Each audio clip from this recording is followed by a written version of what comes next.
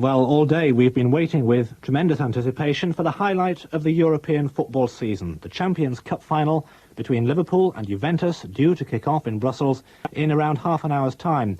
But I'm afraid the news from Belgium is of the kind we didn't want. There's already been serious trouble among the crowd, so straight to the Heysel Stadium and Peter Jones. It's all mayhem here in Brussels, violence and ugliness and already injuries, some of which look very serious. It all began half an hour ago in the evening sunshine here away to our left. A huge, huge bank of Liverpool supporters. Now, to our immediate left, there was also a section of Juventus supporters. And really what mattered was that the Liverpool supporters decided to charge the Juventus supporters. They fled in terror. A steel fence went crashing to the running track. Police arrived, but not enough, certainly. And the Liverpool supporters, quite simply and literally, took on the police. Already a dozen bodies are lying out there on the pitch, tended by ambulance men. Stretchers have carried away bodies already. There must be several hundred people on the pitch. Police horses, police dogs, smoke bombs have scuttered through the air here. Riot police with shields and truncheons and visors. It is really some of the worst scenes I have ever seen in my life.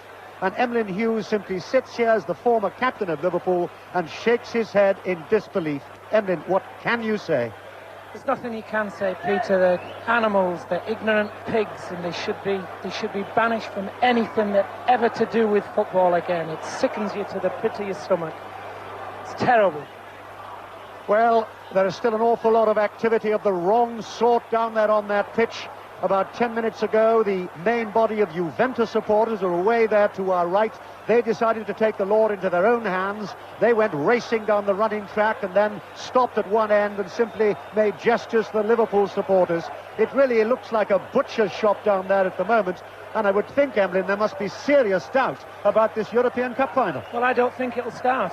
I honestly don't think it'll start, because there is no way at this time, and we're coming up with less than half an hour to go before kick-off, there is no way that they can clear the pitch. There's people strewn out there, there's bodies on the floor, there's police charging sections of fans, walking in line to keep people in order, and I don't know what we're going to do about it, Peter. People say that we need more fences and more police. That's not the answer, more fences and more police.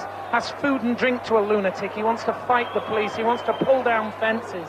It's disgraceful, and it sickens you to think that you've been in a game that you've loved for 20-odd years and you can see scenes like that happening. Terrible. So that's the scene here at Brussels, not at all what we hope to be reporting, but it really is very, very serious indeed here as more police dogs come on away to our left, and it has nothing at all to do with the European Cup final. And we will, of course, keep you right up to date with the developments from Brussels. Peter Jones and Emlyn Hughes commenting there on the situation in the Heysel Stadium. It's already been an unusual build-up to the European Champions Cup final, with Joe Fagan, the Liverpool manager for the last 2 years, confirming that this will be his last match in charge. It's leaked out 24 hours maybe before the big game. I didn't want it this way, but why I've retired is two things. I hope people understand it. I feel that I'm too old for the job. I think it needs a fresh face now. And also, I'm a little bit tired and I want a bit of a rest. Therefore, I feel that the time has come to say, right, Joe Fagan is relinquishing the post of team manager. Well, now let's head straight back to Brussels and Peter Jones. A few seconds ago, Joe Fagan, the retiring manager of Liverpool, has walked onto this pitch with a Liverpool shirt and a white 12 on the back, and he looks certainly in considerable distress, Joe Fagan. He's walked across the pitch, through the crowd, through the stretchers. He's going across to the Liverpool end away to our left. And certainly Emlyn looks deeply, deeply moved by this disgraceful behaviour. It's got to be deeply moved. I mean, I know Joe, and Joe is an emotional person. And you can see him walking over there now with his head in his hands, trying to get some semblance of order back to the disgraceful scenes that we've witnessed in the last half an hour. And I'm just hoping that they will listen to the man that's guided them to 3 trophies last year, a European Cup final this year, second in the League Championship again, into the semi-final of the FA Cup. And I just hope that they see some sense and disappear from where they are. So that's the scene at the moment. In the centre circle, we have 24 riot police with shields and visors and truncheons. Away to our left, the tiny figure of Joe Fagan, but the man with a great heart, and Joe Fagan now stands some 6 feet away from the barriers to our left. He's got officials around him. He's holding his arms in the air, as if to say, please don't spoil what could be a great occasion for Liverpool here. And Joe Fagan has his head in his hands. This certainly is one of the most emotional scenes I've ever seen on a sporting occasion. What can he do, Emlyn? What can he do? There's very, very little he can do. What we can only hope is that the fans will, they'll listen to what Joe's saying. Get back the other side of your barrier. That's where your tickets were given. Stay that side. Don't get involved in any fighting. There's been enough disgraceful scenes as it is. And it's terrible to think that we, as the nation that gave football to the world, are now standing in a situation where we could be banned from any sort of international football. And it's got to come to that. Something has got to happen to English football where we can get these lunatic element, idiots, louts, pigs, whatever you want to call them, away from English football. Well, the whole world has turned round for Joe Fagan in the last 12 hours. This morning he was quite emotional when he told us that he was retiring from the manager's seat. He said, the manager of Liverpool needs to be a young man and I'm not. He said, I felt tired at the end of the season, but I'm handing on the job to a great club, he said. I'm very proud of everything they've had to do with Liverpool. He will not be proud at the moment, Joe Fagan, who I think is in tears. He still stands there, and from where we sit, he's a tiny figure in the jersey that he's so proud of, the red of Liverpool, and he's simply leaning against the barrier and appealing to thousands, and simply saying, you cannot do this to the name of a great club, but that's what they're doing, and they've done it for the last half hour, and 2 more stretchers carry away bodies away to our right, and more riot police now come onto the pitch. All I can say is, my luck goes with you, Joe Fagan, but what a task. What can we do? What can we say? There's people lying on the pitch there, there's stretchers there, ambulance men, and Joe's over there. Joe's got no chance at all to talking to a section of the crowd of about 100, 150. And everything's going wrong. I mean, it can't start. The game cannot start at 7:15. And there's one thing, of course, that we must fear in the back of our minds, and that's that the Juventus supporters, a huge bank of them away to our right, have broken ranks only once, but I think they're getting really rather more cynical about the scene now, and perhaps feeling that they might like to join in themselves, because there is no semblance of order here at all.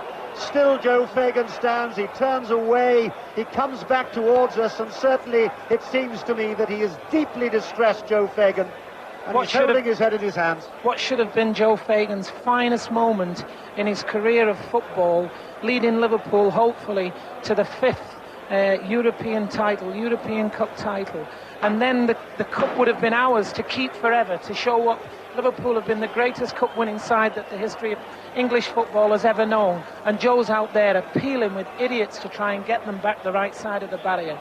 It's terrible. I feel terrible for Joe. I feel terrible for Liverpool Football Club, because Liverpool Football Club is a part of you. It grows in you. And you want them to do well. You want them to win trophies. And now Joe's out there humiliating himself, trying to get people back the other side of a barrier. I feel terrible, terrible sorry for Liverpool Football Club. Well, Joe Fagan's shoulders drooped there just for a moment, and he looked a rather tired man. He's disappeared from our view away to our left, but we still have the same scenes, still at least a couple of 100 people on the pitch, still 1 or 2 bodies being tended by ambulance men, still stretchers everywhere, still riot police, still policemen on horses, and in the air there's a smell of fear, a smell of ugliness, a smell of riot, and there is no way this European Cup final can start 20 minutes from now. Indeed, there must be serious doubt as to whether the match will start at all. The police horses are now massed just below us as another stretcher is carried away with some 8 white-helmeted ambulance men, the Red Cross prominent on the chest, because that's really the sign that we've seen here. Now a policeman and a dog go rushing onto the centre circle. with 2 or 3 supporters who've decided to join in, and the policemen are now taking those supporters off the pitch. The cheers from the Italian supporters away to our right. But what I think is deeply disturbing, quite apart from the horrific news of all the injuries and the deaths, which of course we must confirm for you, but apart from that, Emlyn, there are still sporadic outbursts all around the stadium, quite Everywhere. apart from that. Everywhere. I mean, it, as you said earlier, Peter, it's like a tinderbox just waiting to explode again. If it's not one side of the ground, it's into there. It's not there, it's over this side, where people's tempers are just breaking because of the violence that we've seen. And one section is blaming the other section is blaming another section. I mean, I don't know what we're going to do. Honestly, I can't tell you, Peter. It sickens me. It sickens me for being a player who played with the greatest club in the world, and their reputation has been torn to shreds now in a matter of half an hour. A reputation that's been gained over 20, 25 years of European football, of never an act of violence, never any problems, winning trophies here, winning trophies there, with no trouble before, during or after the game, and that's been torn to shreds in an hour. And I suppose, Emlyn, if we can just cast our eyes away from the awfulness of the scenes there in front of us, and awful is not strong enough a word, of violence and ugliness and real terror, the players at the same time are down there in the dressing room waiting for the greatest night of their lives. Waiting, as we've said, waiting for a night that should be their night, that they should win the European Cup to keep forever and ever and ever. And they're downstairs, and they'll know of nothing of this. They'll be thinking, oh, well, there might be the odd scuffle up here, the odd scuffle there, but nothing serious. And there might be people that have died in this stadium this evening. It sickens me, Peter. Honestly, I'm not joking you. I can't say it. It's horrible. Well, it's awful. The police forces, in the meantime, have now closed ranks, and the officer in charge, with a very hefty-looking baton, is now asking for more reinforcements to join in. And this is war correspondence stuff here. This has nothing to do with one of the greatest games in the world. It has nothing to do with the European Cup final, as those horses, now led by the officer in charge, begin to canter down the athletics track away to our right. And I may say that to the right, still bathed in sunshine on a marvellous Brussels evening, is what it should have been. Away to our right, the massed ranks of Juventus supporters. And apart from 2 sporadic outbursts when about a couple of dozen decided to run down the track and perhaps take on the Liverpool supporters away to our left, I think that's a big irony too, Emlyn. That's the great Liverpool song, You'll Never Walk Alone. But that was sung for the right reasons. It's not being sung for the right reasons now. It's awful. It's awful, Peter. I mean, we don't know about these reports, if they are confirmed, if people have died. But say people were to have died in this stadium tonight through being crushed, through being stabbed, through being whatever. Say people would have died here this evening. I mean, does the game go on or doesn't the game go on? If it doesn't go on, then what do we do with 56,000 people that are in this stadium? If it does go on, is it the right thing to do? Is it the right thing now to play a game if people have died? I don't know. I wouldn't like to be the one to make the decision. Well, away to our left now, the Liverpool supporters, feeling that they've shown their strength, are waving their flags, and because of that, of course, it exacerbates the situation. Away to our right, it's the black and white flags of Juventus. It's almost as if they're drawing up battle lines now to face each other. And in fact, my colleague Mike Ingham has just come back to join us, and they have some news. Mike? Peter, there is as much activity outside the stadium as there is inside the stadium. Terribly depressing, sad sight. Fleet of ambulances ferrying people to hospital. I've been talking to journalists from Italy who are weeping buckets. I mean, they are so distressed, particularly because it appears that all the casualties, or most of the casualties, were Italians, because apparently what happened was that when the Liverpool supporters away to our left made a charge, a wall collapsed, and the people underneath that wall got the brunt of the debris, and certainly there have been lives lost. They're talking at the moment of around possibly 15 people. That's the very latest news of the most awful piece of news then from Mike Ingham, who's been, as you heard, behind the stadium. What can you say on a night like this? What can you say? And now really it seems a million miles away from football. We don't want to talk about football. We don't want to talk certainly about 2 great teams. It just occurred to me, Emlyn, that this morning, as a total contrast, Liverpool players in their final training session, and you joined in like the Emlyn Hughes of old, and players were smiling and laughing and saying, we'll give it a go tonight, and we're going to try and do it for Joe Fagan. That now seems, Emlyn, a million miles away from this. That this morning, Peter, has nothing at all to do with what's going on here now. I mean, from the right-hand side now, where we see there's more people breaking on again, and we're due to start the European Cup final of 1985 in less than 4 minutes, which is impossible. It cannot start. There is no way that the game can go on at this moment. So what do? Do we just keep people here with no sort of order at all? Do we just keep them waiting and waiting and waiting? I mean, it's a time bomb just waiting to fuse, and I don't know. I don't know what the answer is. I don't know what we're going to do, Peter, about the element that's in football, the lunatics, the organised gangs that want to start fights. And I've gone on record of trying to say, you know, there's no way that more barriers and more police can combat a person who wants to stab somebody. You can't combat that person. The only thing you can hope to do is to keep him out of the stadium. And I mean, what do we do? What is the answer? What is the answer to people who want to put other people in jeopardy of their lives? I mean, it's not on. It's a thing that's foreign to everything. It's foreign to the 99% of the decent people that are in England. They don't want to see scenes like this. They don't want to see people being crushed to death. They don't want to see stretchers on the pitch. They don't want to see ambulance men rushing and fighting and scratching and pulling to pull people out of bodies and out of people scrambling over the top of people. We're in a sad state, Peter.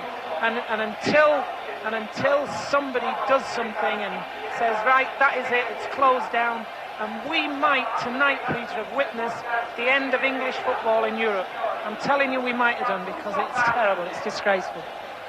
And amidst all the mayhem and the awfulness and the sadness, Emlyn, as you were talking there, perhaps one of the biggest ironies away to our right is that a large number of injured people in wheelchairs were given special seats always here in the stadium, and they were sitting peacefully down there to our right.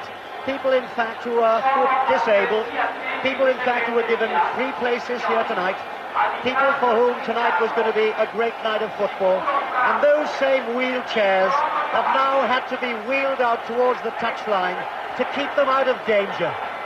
Surely to God they've suffered enough in their own lives, and yet they've had to be taken away from their seats, and they sit down there bewildered and bemused and frightened in those wheelchairs because the place around them is full of cold violence. God, oh God. What do we do, Peter? What do we do? I took my little boy this time last summer. I took him over to France, and we saw England play France in the stadium over there. And I was actually sat where the mindless idiots again were ripping up seats and hitting policemen and belting other people, just sat watching the game. They weren't interested in watching football. They were interested in causing violence and causing trouble. And my little boy is looking at me and he's saying, Dad, what's going on? Now that little boy of mine and your boy and 90% of these people in here that have children, can they allow their children to go to football matches? They can't. I can't allow my boy to go to a football match. And if you can't do that, football as a game is finished, because the hooligans have won, and they cannot be allowed to win. They cannot be allowed to rule our game that we've given to the world. Well, just about this time, it's 14.5 minutes past 8 here in Brussels, and just about this time I was hoping to say to you, there goes the whistle to start the 1985 European Cup. I wanted to say this is the biggest prize in Europe. I wanted to say Liverpool are going for their 5th cup. I wanted to say Juventus are probably one of the most talented sides in the world. And I wanted to say this could be perhaps one of the greatest European Cup finals ever. I cannot say any of that now, but what I can say for any new listeners who I know are joining us all the time, what I can say is that tonight here in the Heysel Stadium in Brussels, we've had one of the worst, if not the worst, riots in the scarred and tattered history of hooliganism at football grounds. We've had a report that 15 people have been killed here tonight.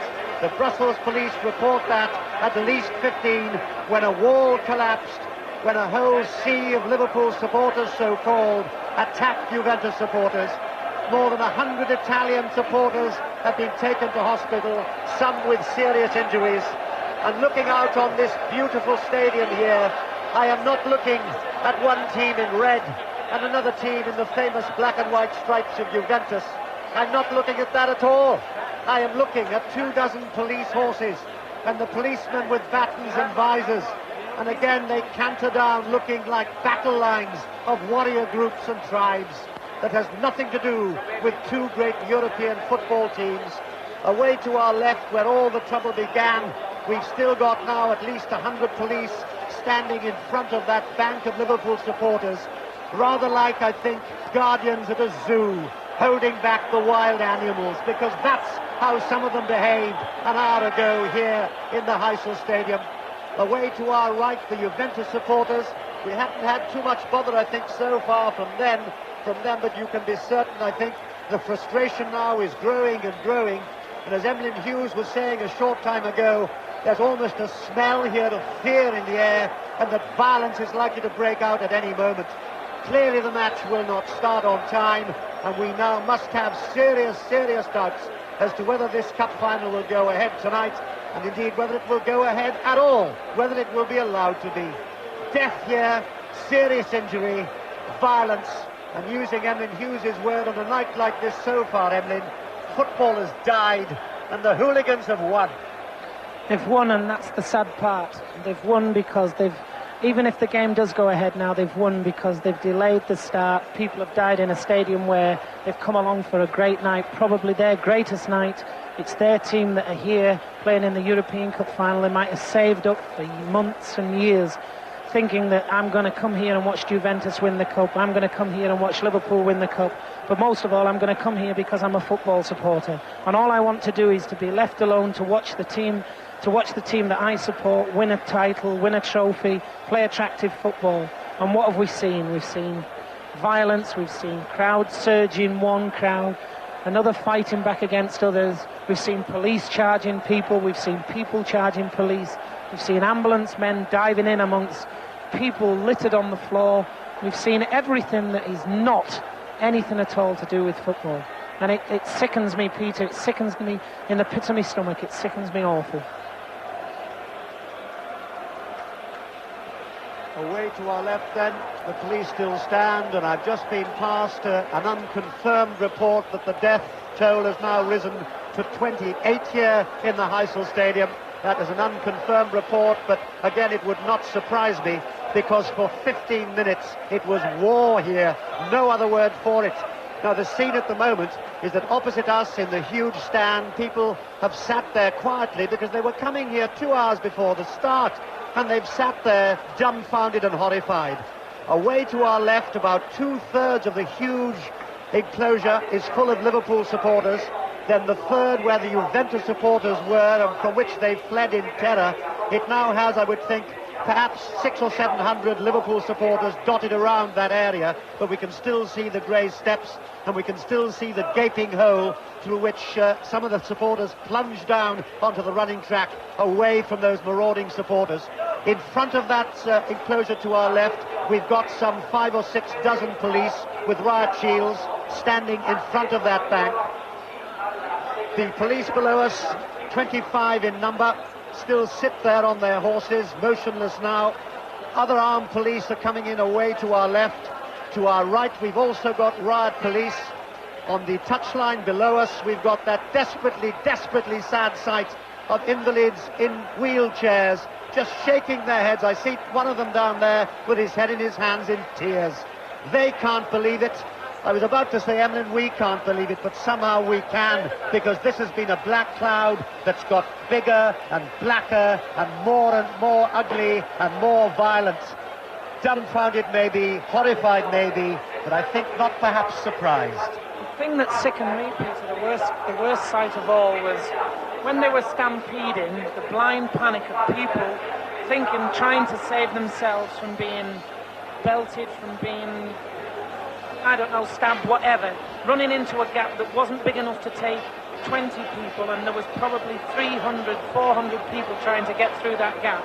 And then when it was all over, the people having to go back to see if the friends were there, looking for the friends on the pitch, saying, you could see them saying, have you seen so-and-so? How about when they met up with each other, you know, hugging each other, that they were alive? And then the other ones still looking around and not finding their friends. Their friends might be one of the person that have died this evening.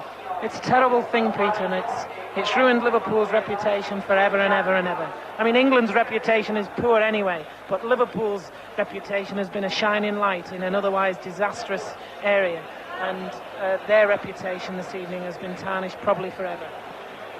Well, we've had two of the ugliest scars that football could ever really have had to put up with. We had the terrible, terrible fire at Bradford City just a few weeks ago, and the awfulness of that, I know, numbed so many people. People who saw those scenes on the television said they would never, never, never forget those scenes of sheer terror and people blindly running away from death. Well, we've got it here again, but for quite different reasons here. Death has cast its shadow over the Heysel Stadium in Brussels, a stadium that has seen so many great sporting moments and should surely have seen that tonight. It's been death here, and awfulness, and violence, and sheer terror. And you simply sit here, Emlyn, and as you say, it could well be the end of English football abroad. It could easily be the end of English football. And what do? Do we turn around and moan and groan and say, oh no, give us another chance? How many chances do we want? How many cities can we go into and terrorise? You know, what do we do about it? People are still being pulled out now. Still things being wrapped around people now. An hour after it finished. You know, I'm sick. Absolutely sick. That football, when I played, it was a game of joy and people going along. I'm talking about when I was a kid supporting and playing football. A joy to go along to football matches. To go with your father, and your father let you go in the Kop and him go and stand with his mates in the main stand and be allowed to have a couple of drinks, and you walk and meet your father at the bus stop afterwards and get on the bus together and go back home after a great day out. You've seen your team play, you may well have seen them win, you may well have seen them draw, but at least you've seen your team. You've walked with your father to the game and walked back home with your father to the game. Some of these people here today won't be able to see that. Some of the fathers won't see their sons here again today, because some of them will have died. Well, again, there is no sort of order here in the chaos. There aren't quite as many people now on the pitch, in fact, round the touchlines. But again, there are sporadic moments. I saw a moment ago, way there to the left, as Emlyn was speaking, it looked to me as if it was a flag being burned. And they really are still battle lines drawn up here. Liverpool to the left, Juventus away to the right. And we, of course, are in an international press box here. And reporters are a hardened race. Reporters tend to have seen an awful lot in their time. And they literally, around me, are shaking their heads. I may say one of them came up a moment ago and said to me, if this is what English football is about, I will never, ever, ever come to watch football in England again. Who can blame him? All we can do is sit here and say, well, what can you say? Except it's shame and shame and shame. And no more so than to the former captain of Liverpool. And I know tonight he's as moved as anybody could possibly be. Awful. Terrible. I mean, we've said it now for the last 20 minutes. You know, you just keep repeating yourself how awful it is to be sat up here, to be witness to the scenes that have gone on. You see just people now still being pulled out. One holding his arm there, looks as though he's got a broken arm. It's disgraceful. It's disgraceful, Peter, but you know, we've put ourselves, we've kidded ourselves back at home that it's not really too bad, and we've put up with things that have happened at home. We've put up with a stabbing. We've put up with somebody being a dart in his eye. We've put up with somebody else losing a finger because somebody slashed him as he's ran past. We've put up with that, and we've said, no, it might go away. Peter, it won't go away. The hooligans are here. We have got to start combating them. And how we do it, I don't know. But it's certainly not by more police, and it is certainly not by erecting more fences. They are food and drink to an idiot, and they will pull every fence down. And if a policeman's there, he'll fight a policeman. If there's 10 policemen there, they'll fight 10 policemen. If there's 110, they'll fight 110. I don't know what we do about it, Peter. Well, the main source of trouble still seems to be away to our left, in the left-hand corner where it all started. That's where most of the police are now massed. More police, in fact, have just come across to that barrier, and they are hurrying and scurrying here and there. And the awful thing here is that once you see somebody running, you can only think of one thing, and that's violence. People are not running here for joy as they should have been. They're running to get away from terror, away from violence. Away to our right, there now seems to be a little bit of, I think, a spot of bother too with the Juventus players. What a silly phrase that was, a spot of bother. And yet somehow, one used to be able to use this at football grounds, a little bit of bother. Tonight, well, 30 deaths. An unconfirmed report of 28 people killed. In fact, an Italian journalist has just come up in front of me and suggests that it's now 30, I think, who may well have been killed. We must confirm that for you. And certainly well over 100 have been taken to hospital, seriously injured. Away to our right, there certainly seems to be a little unrest now among the Juventus supporters. As I was saying earlier, there hasn't been too much trouble from them, apart from a couple of sporadic outbursts when they ran along the athletics track to try and take on the Liverpool supporters to our left. That's been calmed down. And I understand from a Red Cross source that it's the minimum of 30 people who have died here tonight in the Heysel Stadium. And I've just had a report that UEFA are meeting at this moment in the committee rooms downstairs to decide whether this game will go ahead. I don't think there is a prayer that this game will go ahead tonight. I'm just thinking rather sadly, I mean, we were talking about the game just 10 minutes before the violence erupted. And we've got something written down here that if Liverpool had won, it would have given them their 7th European title in 13 seasons and their 5th in the European Cup in 9 seasons. That's what we were supposed to be talking about here. That's right. And we're talking about at least 30 people killed. Yes, I mean, see, the thing is now there's a couple of Juventus players just run out now to try and control their fans over that end. 2 of the Juventus players have just run out now, trying to push their players back in. Number three, whoever that is, Cabrini, he's there, and there's another player that's lost from us at the moment. And number 8, which is Tardelli, they've run out. 2 of their experienced pros that have been at Juventus for a long, long time. They've run out, tried to get them back. But listen, Peter, if you for a meeting downstairs now, and they turn around and say, right, the game doesn't go ahead, what do we do with 56,000 people bent on even more death? Because that's what it will be. In fact, the whole Juventus team has just come out now. They're all down there. What do we do, Peter? If UEFA turn around and say, look, that's it, the game can't go ahead, we've had the deaths, we've had the trouble, we're frightened that if something happens, if one team wins on the pitch, then there might be more trouble. But even worse, Peter, if the game doesn't go ahead, what do we do with 56,000 fans walking through the town of Brussels tonight? There will be hell, there will be destruction in there this evening. I'll tell you what, I won't be moving out of my hotel 1 ounce this evening, not even going out for a breath of fresh air. That's a frightening thought, certainly. And again, an amazing scene now to our right, that the whole Juventus team are out there, obviously pleading with their own fans. They're out in their famous black and white strip. Rossi and Platini, twice European Footballer of the Year. They seem extraneous facts and figures now, nonsensical figures that don't matter one jot here in Brussels. But at least they're trying desperately. But they're surrounded by, I would have thought, 300 or 400 fans who, of course, want to adore their players. They do that more in Italy than anywhere else. So the Juventus team are trying with their supporters. About 25 minutes ago, Joe Fagan, a sad figure, came out all on his own to plead with the Liverpool supporters away to our left. Joe Fagan has done his best, and now the whole Juventus team are trying to calm their fans down away to our right. The players themselves doing what they can in really what is now a cage of violence. And again, those Liverpool banners that we've seen around the world so often, they don't seem to matter anymore, saying that Liverpool are the greatest. Well, certainly they've proved they're one of the greatest sides in Europe. They've had nothing but success and prizes. They've had nothing but joy and success of Liverpool over the years. This season, by their own high standards, perhaps not quite as good, and yet when you say that, here they are, expecting to play in the European Cup final. They were the FA Cup semi-finalists, and they finished runners-up in the hardest league in the world. That's what we should be talking about here. Well, we'll see whether the Juventus team, who are still down there engulfed in that whole enormous posse of Juventus supporters. We'll see whether they can do anything about it.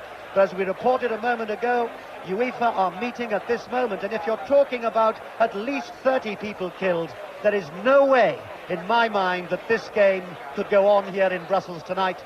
And yet, to repeat the fear that quite rightly Emlyn Hughes mentioned a moment ago, how can you tell 56,000 people who already witnessed violence? The trouble is, I mean, they probably don't know how serious it all was. No, they don't. They don't realise. I mean, the average fan who is 50, 80, 100 yards away from the scenes of destruction down here, they won't realise that people have died. But, Peter, it will be filtering around the ground that there are deaths. And before long, I mean, they've got to make a decision, whatever way it is. UEFA have got to make a decision and make it very, very quickly. Because if they leave it any longer and the players don't come out, the place is going to erupt. And if they don't make a decision to say the game is cancelled, then it's going to be even worse, because we've got 56,000 people in here, Peter, and there's violence in the air. You can smell it, you can sniff it. Well, the Juventus players are now, I think, moving away to our right. And for any new listeners, let me tell you, it is 33 minutes past 8 here in Brussels on a beautiful spring evening. And we should be reporting now on what's happened in the first 18 minutes of the 1985 European Cup final between Liverpool, the European Cup holders, and one of the great sides of Europe, Juventus. Sadly and tragically, we are not reporting on a football match. We are reporting here on a war, because some half an hour, three-quarters of an hour before the match was due to start, there was a violent eruption away to our left as Liverpool supporters charged into a group of Juventus supporters. They in turn fled in terror. Fences crashed down on the athletics running track. Since then, we have reports that more than 30 people have been killed here tonight. A wall collapsing as the Liverpool supporters charged into the Juventus supporters. More than 100 people, many seriously injured, have been carried away to hospital. Here it is a fleet of ambulances and Red Cross men and doctors and nurses and mounted policemen with visors and mounted policemen with sticks, and everywhere it is now a battlefield. And we also can report that at this very moment UEFA are meeting downstairs in the committee rooms to decide whether the European Cup final, which now seems to me totally insignificant. And I think Emlyn thinks the game will be played. Well, we've just heard now, there's just been an announcement that they're going to try and start the game as soon as possible. But as we said, Peter, and as you so rightly said, I mean, if there have been 30 deaths in this stadium tonight, I don't think the game should be played. But on the other hand, what do we do with 56,000 people? If it's not played, how in God's name do we shepherd 56,000 people out of this stadium when they've seen no game? How do we keep them apart? How do we keep the Liverpool apart from the Juventus? Oh, it's a very sad night, Peter, very sad night. So that's the awful news then that we give new listeners here to our European Cup soccer special. Nothing to do with soccer. I must say I've followed the game for many years. I've seen some great moments. There's been joy and there's been heartbreak and there's been success and there's been fun and laughter too. And somehow Borussia Mönchengladbach, Emlyn, back in 77, that great night in Rome, it was all to do with skill and tenacity and character and sportsmanship. And you carried the European Cup that night. That's right, Peter. It seems Mönchengladbach in Rome 77 seems 200 years away. It seems light years away from what we've witnessed here. But as I was saying earlier, Peter, we've kidded ourselves at home that things are not as bad as they are. When people stab somebody, that is awful. When people riot on football grounds and rip seats up and go and slash old ladies in the street and smash windows for the fun of it, turn over cars, we're kidding ourselves that them things don't really happen. They are a forerunner of the next thing. And I went on television only last week, 10 days ago, and I turned around and said the next thing that we're going to have is somebody's going to run on the pitch and stab a player, and a player's going to die in the front of thousands and thousands and thousands of people watching that game. And Peter, that is not beyond the rounds of possibility tonight. I mean, something could happen. Yeah, if this game starts, which it is due now, it is going to start. I mean, what happens if somebody runs on the pitch now, Peter, and goes for one of the players? If Liverpool score and they riot from the Juventus end, or if Juventus score and Liverpool riot from that end, what's going to happen, Peter? I don't know. Consequences could be terrible. The consequences are already terrible. I mean, they're already disgraceful, but it could be even worse. Yes, just to underline that, and I must say, over the last couple of years, it's all the travelling I do, certainly in my business. Whenever you now sit, if you're unfortunate enough to do so, with young football supporters, they don't talk about the things that perhaps you and I used to. They don't talk about who scored the goal. They don't talk about who played well. They don't talk about who they're going to play next week. They talk about the policemen they were able to hit. Or they talk about the fans they waited for behind the stands and gave them a good seeing to. And what they say is, next week, of course, we're going to do in so-and-so. I heard that only 3 weeks ago. I went to a certain ground and there was a certain London club and I got nothing but that sort of talk. All right, so people say, well, they don't really mean that, of course. It's all good youthful exuberance.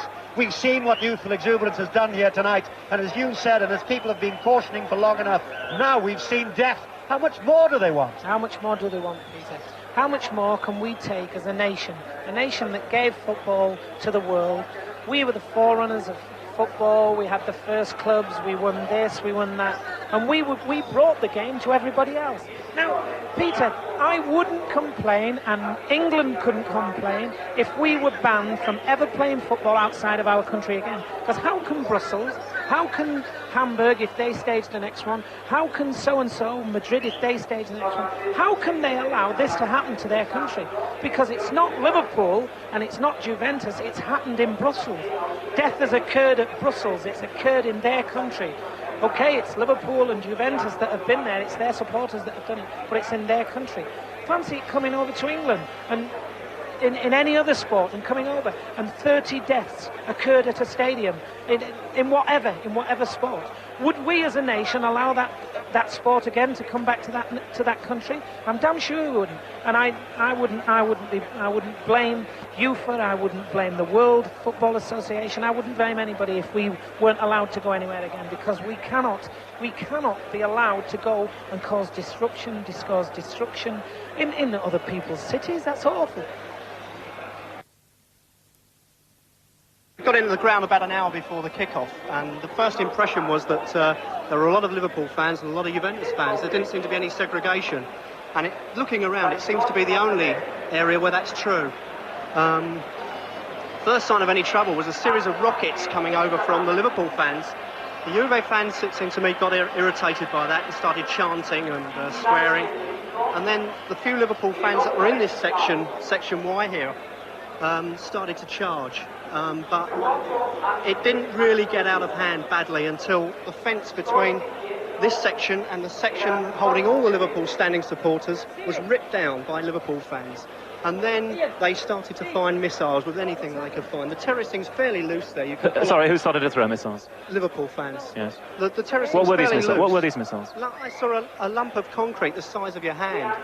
I saw Liverpool fans carrying metal stakes. It appeared from perhaps the fencing or something at the back that had come loose. And, I mean, they were charging in. I mean, the police, I don't know what they could have done. They had to back off. They then tried to get the Juve fans out of the way because it seemed they were possibly in the minority at that situation. But then, of course, this is when they spilled over here and the deaths and terrible injuries occurred.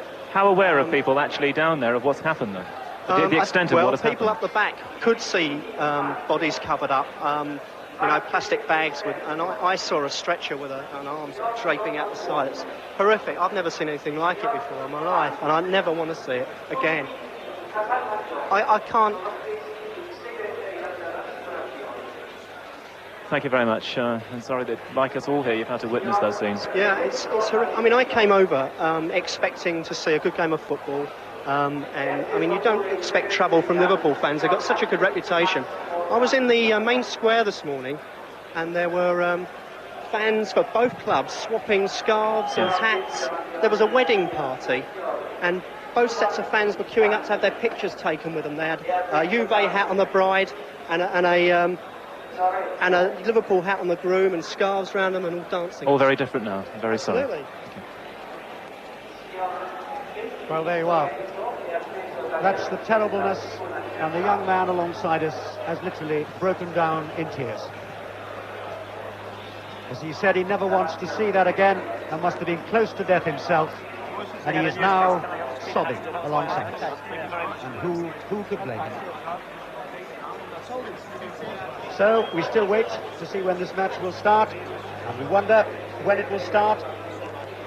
The committee have decided that it will go ahead, perhaps the lesser of two evils, but we shall still wait to see whether two teams can cope with this situation. Seems quite amazing. Absolutely amazing and awful scenes of violence here in the Heysel Stadium in Brussels. There are unconfirmed police reports that 35 people have been killed and several hundred people have been carried away on stretchers to hospitals in and around Brussels. The violence erupted an hour before the game started when Liverpool supporters charged a group of Juventus supporters. They hurled missiles, including lumps of concrete and iron spikes. The Juventus supporters fled in terror through a small gate. An iron fence crashed on the athletics track below. And since then, we've had scenes of mounted policemen, security guards, armed policemen, hundreds all over the pitch. The UEFA committee have said that they still hope to start this game.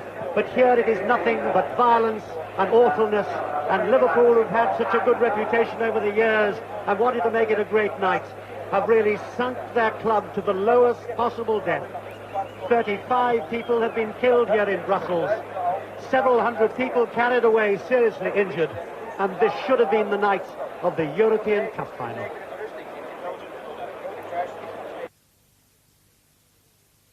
One of the worst moments I've ever had, Emlyn, was back in 1972 when we were covering the Olympics in West Germany. And that was the Olympics, of course, that were clouded and darkened and vitiated by the terrorist attack on the Israeli athletes. I can remember that, and I'll live with it for the rest of my life.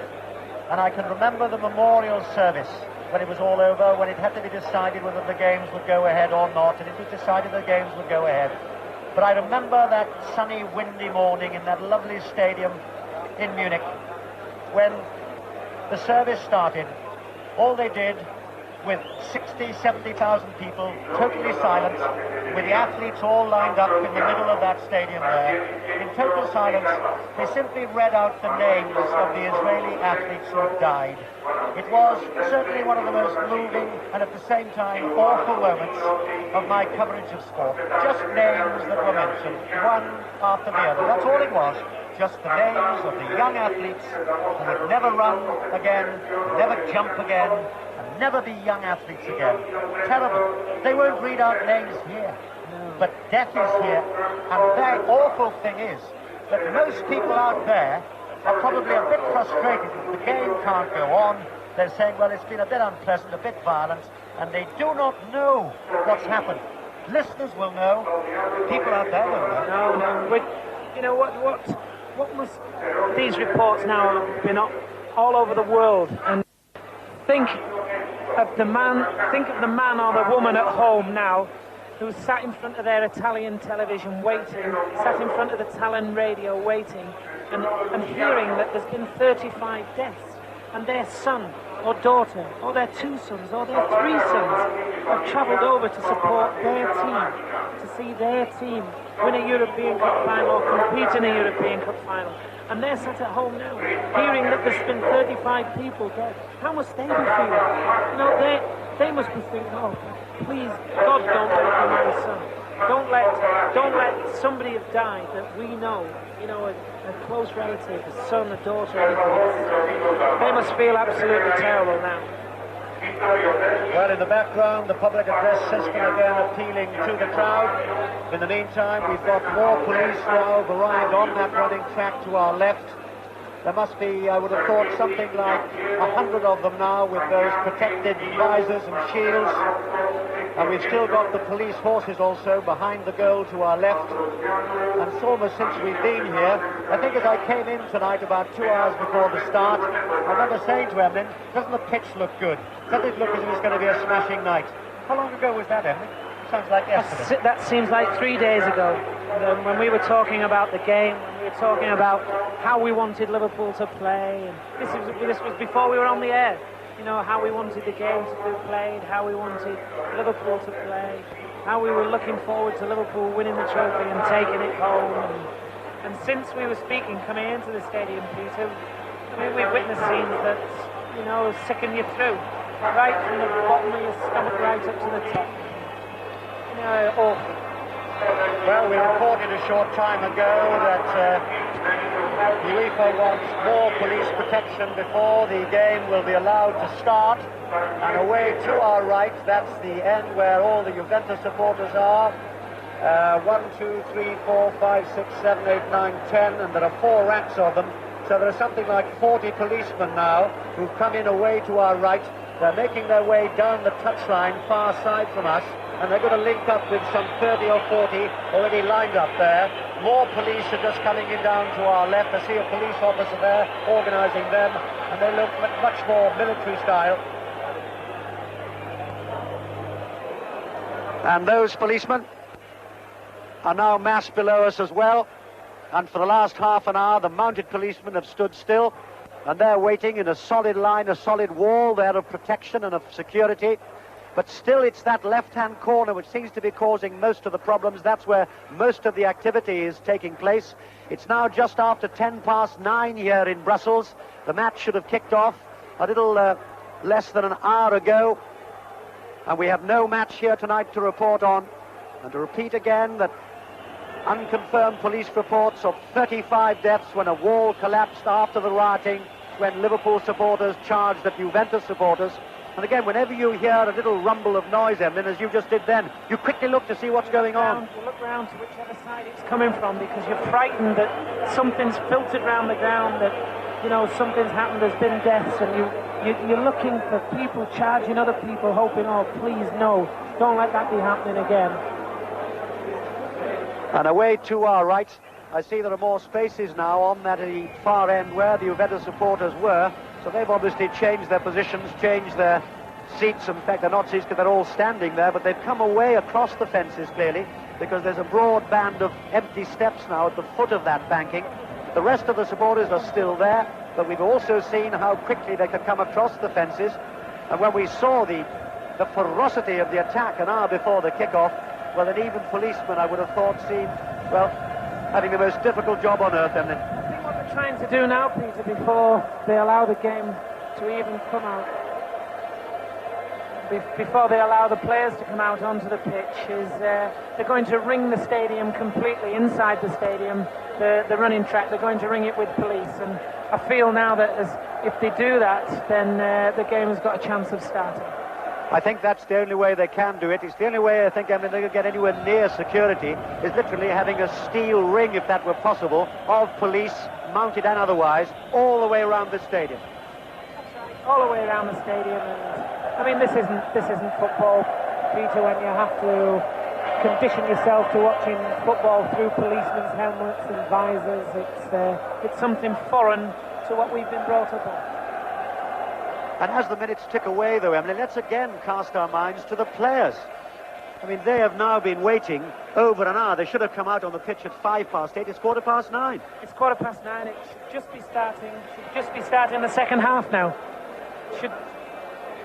Right, so what, again, going down to that dressing room, a dressing room that you know so well, of course, on these big occasions, what is Joe Fagan saying? I don't know what he can be saying, Peter. Honestly, I don't know. I mean, the players have got to realise now that something major has gone on. Something has been really awful. But, I mean, what can he be saying? There's more police coming out to our right-hand side now. So we're just hoping now that eventually we can get this game underway. And the players will be sat in there thinking, what in God's name's going on out there? Well, earlier we were speaking to a gentleman from London who was very much in the thick of the action. I've been joined by a young man from Holland who has actually, to his credit, limped all the way along here because you, sir, were injured, I think. What do you say? I think you were injured, weren't you, in the incident? I was injured, a little bit, but not much. My friends went to a hospital. What was your view of exactly what happened? Well, I think the Liverpool supporters broke down a piece of the gate between the two corners. And then, well, everything was a chaos. Everything was, everyone was in panic. most Italian people tried to get out, but they couldn't. We're just hearing, in fact, that the Liverpool captain, Phil Neal, who should have been playing tonight in his 5th final, is making an impassioned plea to the crowd to behave themselves. Yeah. I know that you feel that a lot of alcohol was drunk before this game, you were telling me. Yeah, I've seen it before the stadium. Most people were, they were drunk. How responsible do you think that was for what happened? I can't tell. I wasn't in the corner of the English people, but I thought that most of the people were drunk. There you are, another eyewitness, and in the background, as Mike Ingham was saying, the voice of Phil Neal appealing to the crowd. A few seconds ago, it was the voice of Gaetano Chirea, the captain of Juventus, but now there is certainly a lot of trouble away to our right where the Juventus supporters are. I see planks of wood being thrown down towards the police. There are a couple of firebombs as well, and incidentally our Dutch supporter now hobbles away with what looks like a really very unpleasant foot injury indeed. And the banner that was raised a moment ago with simply said Reds Animals has now been confiscated by the police, although I see at this moment, while it was lying there on the ground, Juventus supporters come down to rescue it. And again, it's tribal warfare now here. There are more and more police congregating in their white helmets away to our right. A couple more smoke bombs come down. And I think, in fact, Phil Neal, the Liverpool captain himself, is coming out on the pitch. If you were with us earlier, you'll hear that Joe Fagan tried his best. And now Phil Neal. And this was going to be one of his greatest nights, Emlyn. Phil Neal, at the age of 34, the captain. 7 league championship medals Phil's got, and one of the elite group of players who would have appeared in 5 finals or more. You know what a Liverpool man Phil Neal is. He's now going to try. He's going to try, but, I mean, what can it mean? What can it mean? We're talking about people who are not willing to listen, not ready to listen. And I hope that the Juventus captain is going to go out on that side as well, and let's hope we can get something started, because we're just sat here in limbo. Let's hope that we can even get the game kicked off and the game finished without any further trouble, because if it is, I mean, the world of football is going completely crazy, completely and utterly crazy. Phil Neal, the Liverpool captain, just below us. He's got 2 protectors alongside him. And there again is an ironical picture, because as Phil Neal walks past the ranks of policemen, a Liverpool supporter with a bloodied bandage around his head is carried away through an exit away to our right. So Phil Neal has tried. He's tried on the public address system. He's come out to talk to the fans, or at least to appeal to them. I don't think you can talk to them. Chirea, the Juventus captain, has done the same in Italian for the Juventus supporters, trying their best. But let's repeat again that 35 people have died here tonight after the violence that erupted an hour before the start of the game. Hundreds seriously injured, carried off to hospital. Well, what more can they do? I suppose both clubs have tried, and we're quite certain that UEFA have decreed the game should go on, simply to avoid anything that could be even worse, if that were possible, if the game were abandoned. And then, of course, the frustration would explode, surely, Emily. Surely, yes, it would. I can see down in front of me Ian St John. He's doing commentary for one of the other radio stations, one of the Liverpool stations, and I just happened to sneak 2 seconds with Ian then while you were talking, and he's saying, you know, it's what's happened to Liverpool Football Club tonight might never ever be put right again. You know, and that's from I felt one of Liverpool's greatest ever players, and I learned more, I think, off Ian St John when I was with Liverpool Football Club than any other player, because Ian dropped back into midfield and taught me an awful lot of stuff that I learned, of football knowledge, of football brain, when he dropped back into midfield after playing up front for so many years for Liverpool and being such a stalwart and playing in all their early success in the middle 60s when they won the League Cup League in 64, 65 and 66.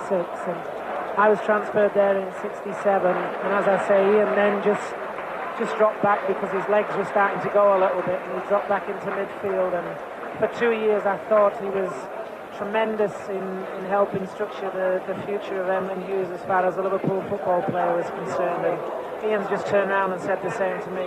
What the hell has happened to Liverpool Football Club tonight? What is going to happen to Liverpool in the future? And what is going to happen to English football? I mean, what do we do? Where do we go from here? Yes, Ian St John, just away to our left there, is holding his chin in his hand there and just looking desperately sad about this situation. Such great players, of course, that Liverpool have produced over the years, and it'll hurt Liverpool players obviously more than anybody outside the club. Such a closely knit club, Liverpool. They've always done it the family way, with the great Bill Shankly and Bob Paisley and Joe Fagan, and it was Joe Fagan's going to be his last night, of course. And now at last the teams will take the pitch, and I wonder what's going to happen in the next 2 hours. But at least we've got footballers on the pitch. Phil Neal. But you see now what's happening, Evelyn. Liverpool are now being booed by every Italian supporter around us. And who can blame them? I mean, it's the players who are suffering. Yes, what did we say? That there was going to be problems whichever way we went about. There was going to be problems, and I mean, it's just proved now that the Juventus people who were looking forward to this, were looking forward to this game as much as the Liverpool people were looking forward to it. They've booed the Liverpool team coming out with malice. They haven't booed them because it's the team they're not supporting. They've booed them because there's hate. There's hate in their hearts for Liverpool football club. Liverpool will never ever have come out to that sort of noise before. And now there'll be shouts from the Juventus supporters as Juventus in these famous black and white stripes come out away to our right. So Juventus take the pitch. Liverpool are below us, and we've got 22 players on the pitch.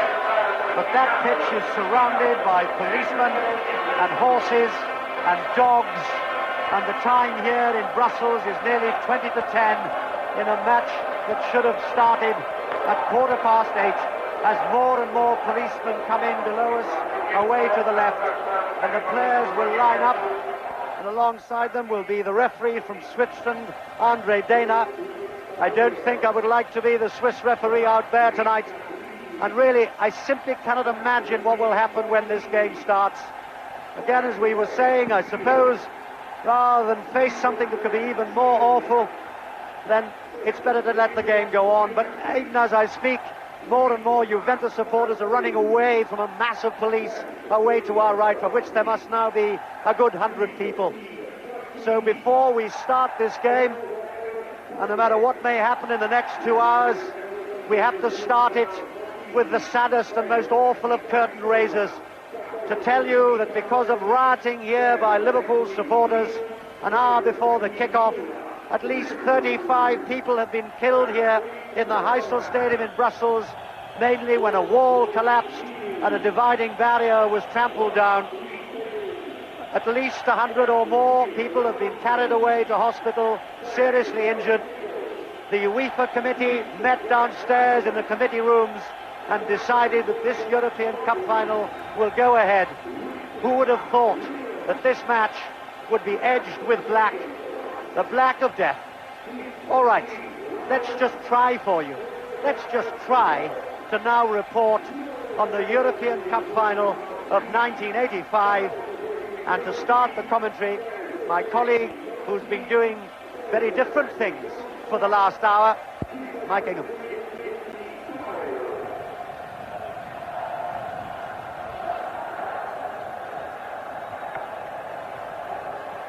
This final was billed as the dream final.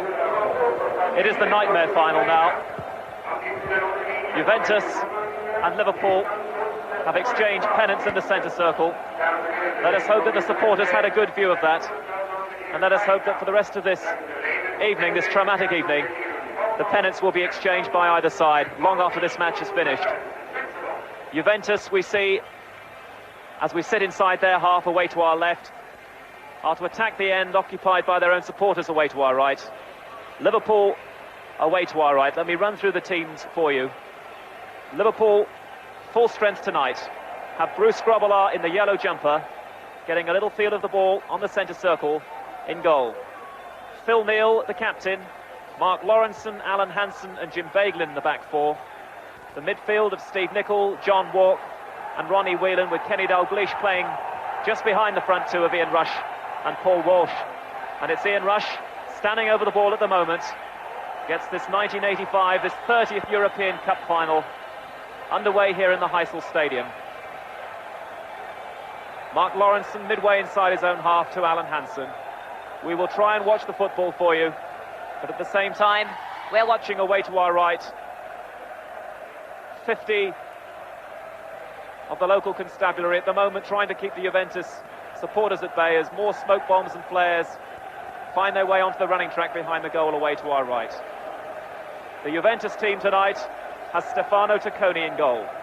The back four, Luciano Favero, Sergio Brio, the sweeper, Scirea the captain, Antonio Cabrini is the left back. In midfield, Marco Tardelli, Frenchman Michel Platini, who's just gone through there. First time we've seen him in these opening seconds of the game. Massimo Bonini and Ziggy Boniek, the Pole. And up front, Paolo Rossi and Massimo Briaschi. Those are the teams. Rush is inside the centre circle, inside his own half. Turns the ball to his right, to Paul Walsh. Walsh trying to get in. Luciano Favero is in quickly. And we see in these opening minutes that Favero is the man to mark Walsh. And Brio the man to look after Rush. It's a throw into Juventus, midway inside their half, over on the far side. Cut out by Mark Lawrenson.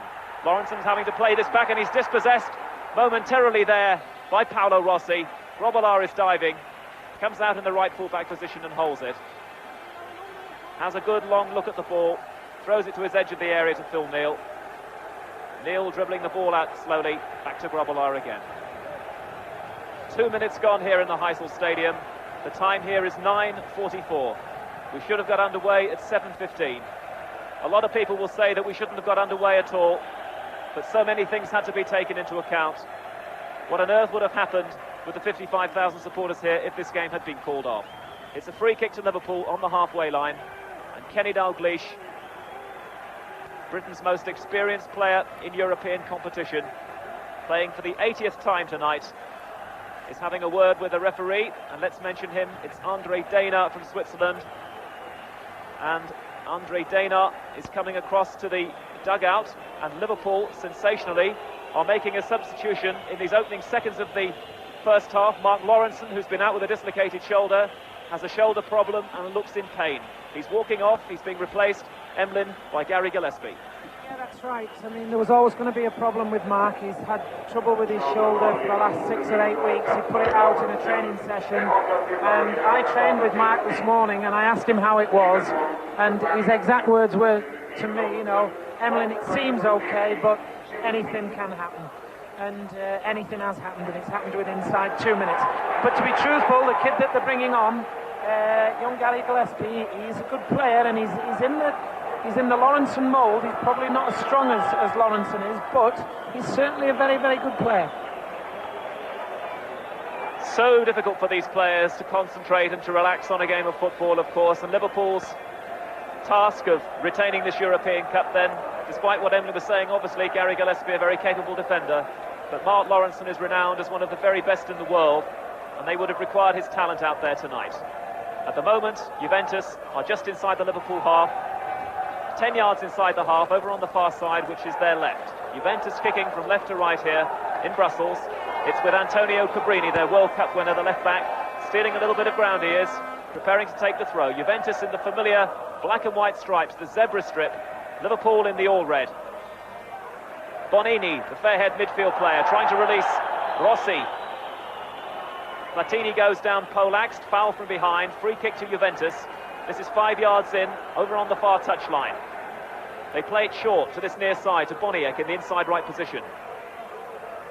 Now Tardelli. Tardelli takes over and chips delicately into the penalty area. Platini gets through, but there's a pink flag up on this near side, signalling that the world's #1 player, Michel Platini, was just offside.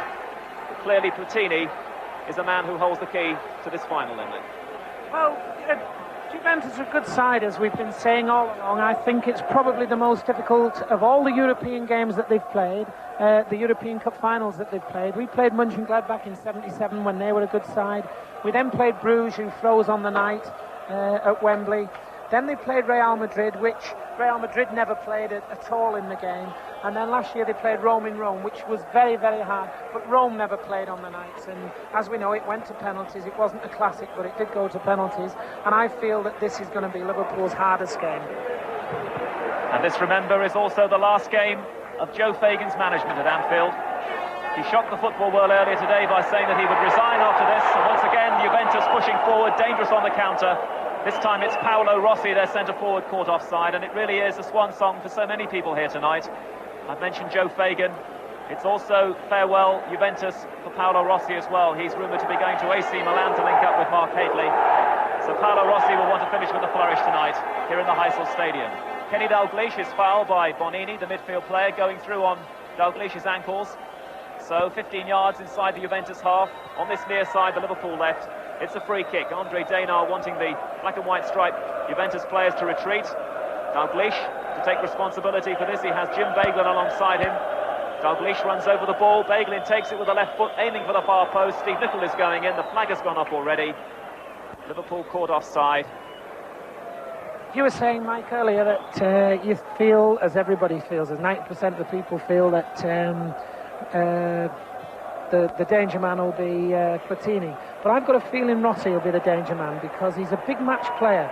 He scores goals. He scores goals in big, important games. Well, Platini over-elaborated there in the centre circle. Dalglish took it off him. Platini looked offended, but Andre Denar waved play on. But Juventus have got it back again, over on the far side. Through Cabrini. Nice little bit of skill by Bonini in midfield, who really is a workhorse, Massimo Bonini, 25 years of age. Once again, the referee's whistle has gone, though. More ankle tapping, this time Liverpool the guilty parties. And it's a free kick to Juventus. 2 or 3 yards from the halfway line. It's with Platini in the centre circle. Little chip from Platini doesn't quite work, and Gary Gillespie's there for perhaps his first touch. The number 14 on his back. Gillespie coming on after only 2.5 minutes of this European Cup final. Mark Lawrenson, who's been out of action for several weeks with a dislocated shoulder. He came back and had a workout in a match last weekend. Everything seemed to be okay for him, but it's let him down here tonight. And it's 0-0 after 7 minutes here. And the whistle has gone again, this time a foul on Ian Rush. And clearly Liverpool's Juventus see Ian Rush as the principal threat tonight. They've got big Sergio Brio at the heart of the Juventus back four, the mighty stopper looking after Rush. It's Phil Neal with a free kick. Shiraya heads it away to this near side. Is that a corner? No, it's not. Goalkeeper Stefano Tacconi appealing for the goal kick. And he's won it and takes it from a ridiculous place. He takes it almost from the edge of his penalty area. That'll have to go back. And in the end, it's Shiraya, 32-year-old captain, with it. To this near side. Tardelli. Trouble here for Juventus. Bonini's path to goal is closed off by Dalglish. And that's very casual. Liverpool pick it up. Kenny Dalglish on the left wing. Through ball for Whelan, doesn't quite work. Paul Walsh is still scrapping in the right back position. Juventus get it away. Rossi tangling with Gillespie, and it breaks rather fortuitously for Boniek. Still Boniek, strong runner Boniek. The man who got those 2 goals in the European Super Cup final earlier in the year when these two clubs met, but that was on a very icy evening and bears no relation at all as far as tonight is concerned. Tardelli trying to go through on the blind side there, but the pass was too heavily weighted. Tardelli tried to take it on the head but couldn't control it. And Liverpool bring it away slowly now through Alan Hansen, and even more responsibility surely now on Alan Hansen's shoulders, playing in his 4th final. That's right, yes, Alan has always appeared to be a very casual player, but he's got better and better and better as his Liverpool career has progressed. But these aren't a bad side, these, I'm telling you. Juventus are a good side. They've started off very, very well. They look very, very quick, very, very sharp, and it's going to be a tester for the boys tonight. Not only with all the problems off the field, it's going to be tested on the field. Everything appeared to be set fair here for a super match, the 30th final. Beautiful day here in Brussels. The skies are still clear. 2 of the most gifted sides in the world, a who's who, veritable who's who of world football. But it's been ruined, of course, by everything that happened here before the match. The match, though, is continuing. There's still a very big prize at stake. And Juventus seeking this trophy for the very first time in their history. At the moment, drawing 0-0 with the holders Liverpool, and we have played 10 minutes.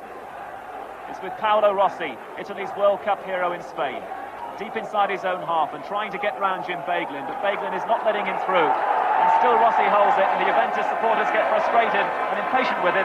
And in the end, he has to play it back 25 yards to Shiraya. Chance for Tardelli to try and release Rossi on this near side, but Beglin started well, showing good composure. He made his European debut in a semi-final, and now 2 games later, here he is playing in the final itself. Liverpool, remember, will keep this trophy tonight if they win it, having won it twice under Emlyn Hughes' captaincy in the 70s. and of course twice already in the 80s as well. Liverpool bring it forward slowly from the back. Gary Gillespie, tall, angular man, drifting now through the centre circle. Bad ball from him though, terrible ball, straight to Rossi. Rossi looks up, looks to see who's there. Boniek was there, but he couldn't find him. And Bagelin covering in the left-back position again. Plays it short to Ronnie Whelan. All the problems we had before the game, Mike. What a good start it's been. I mean, Liverpool have probed and they've had a little check of a few things, and Juventus exactly the same. They've had a little sniff of what's going on, and it looks as though it'll be a cracker.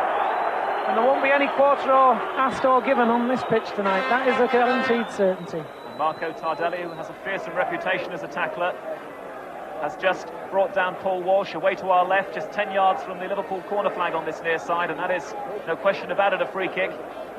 15 yards from the goal. Ronnie Whelan is there, and so too is Jim Bagelin. There's a wall of 2 Juventus players confronting him, and every other black and white stripe is back inside the penalty area. Whelan lets Bagelin take it straight to Platini's feet. Platini, rather inelegantly, just hoofs it up into the air and follows the ball into touch. Liverpool take the throw in quickly. Whelan to Nicol, little bit tight for Kenny Dalglish, edge of the area, does well though to find Steve Nicol. Nicol trying to get a first-time cross in, plays it off Shirea. Liverpool though got the final touch, and that's a goal kick to Juventus. And let's mention the goalkeeper who's just knocking it sideways, Stefano Tocconi. 3 weeks ago he wasn't in this Juventus side, but the number 1 choice lost form alarmingly, particularly in the semi-finals, so that's why Tocconi, who won a Cup Winners' Cup medal last year against Porto, is playing. Juventus now through Platini to Boniek on the right wing, just down in front of us as we sit inside the Juventus half.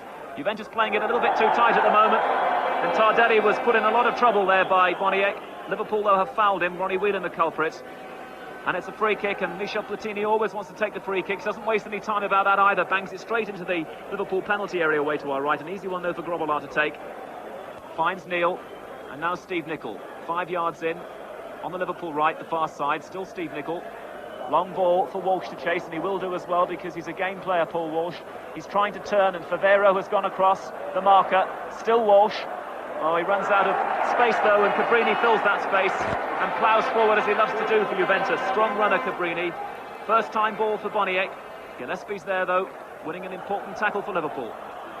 Whistle gone again, another free kick to Juventus, and Emlyn, clearly these two sides showing enormous respect for one another, particularly in midfield. Yes, very, very much so. It's as I said earlier, it's 2 good teams out there tonight, 2 very, very good teams, and Platini has played almost a gorgeous ball over to this near side, but it was just a little bit too far in front of Tardelli. But what vision seeing Tardelli in space, but sadly for Juventus it was just slightly overhit, and Liverpool have taken the throw already in the left back position. Bagelin holding, plays a 1-2 with Whelan, goes down his line Bagelin, but doesn't get the return because in there is Briaschi fighting for Juventus, and Juventus have got the decision from the linesman on this near side. They've got themselves a free kick 8 or 9 yards in on the right. Rossi's there, and so too is his fellow striker Briaschi. Italian crowd away to our right, pump the horns, wave the flags and get behind the team here. Rossi retreats, goes into the penalty area. Free kick is taken by Briaschi. Platini tries to knock it down, Liverpool get it away, only as far as Shirea, edge of the area. Shirea looks to his left and Cabrini is there. All international build-up this so far from Juventus. Bagelin, half a clearance from him. Russia's marooned really on his own, and it takes some brave support work now from Dalglish down this near side, the Liverpool left. Dalglish goes back to Bagelin, and this is a good patient build-up now by Liverpool, countering well. Whelan and Dalglish in harmony again. Midway inside the Juventus half, inside left position, Dalglish trying to get a ball through for John Walk, and that's really the first time that we've seen Liverpool arrowing a ball through for John Walk, who's made a quietish start, to say the least, Emlyn. It's a game really that they're just feeling out each other, as I said a couple of minutes ago, and 2 very, very good teams. I mean, Juventus do look a bit sharp. They look as though they're on form right from the first second, and they've got 2 or 3 quick players that might well cause a few problems. They've got themselves another free kick. This one is 8 or 9 yards inside the Liverpool half, and they've taken it quickly. Boniek, Rossi's feet, Bonini. Now Platini, it's all going through Platini at the moment. Over to the left now to Boniek. Almost a good ball to Rossi in space, but Dalglish read it. But Juventus pick it up again. Platini, almost a superb release ball through for Rossi, but Liverpool at the moment are closing down well at the edge of their own area, and Hansen's already made 35 yards. Got himself into the Juventus half. picked up Steve Nicol on the right. Nicol now drifts in field.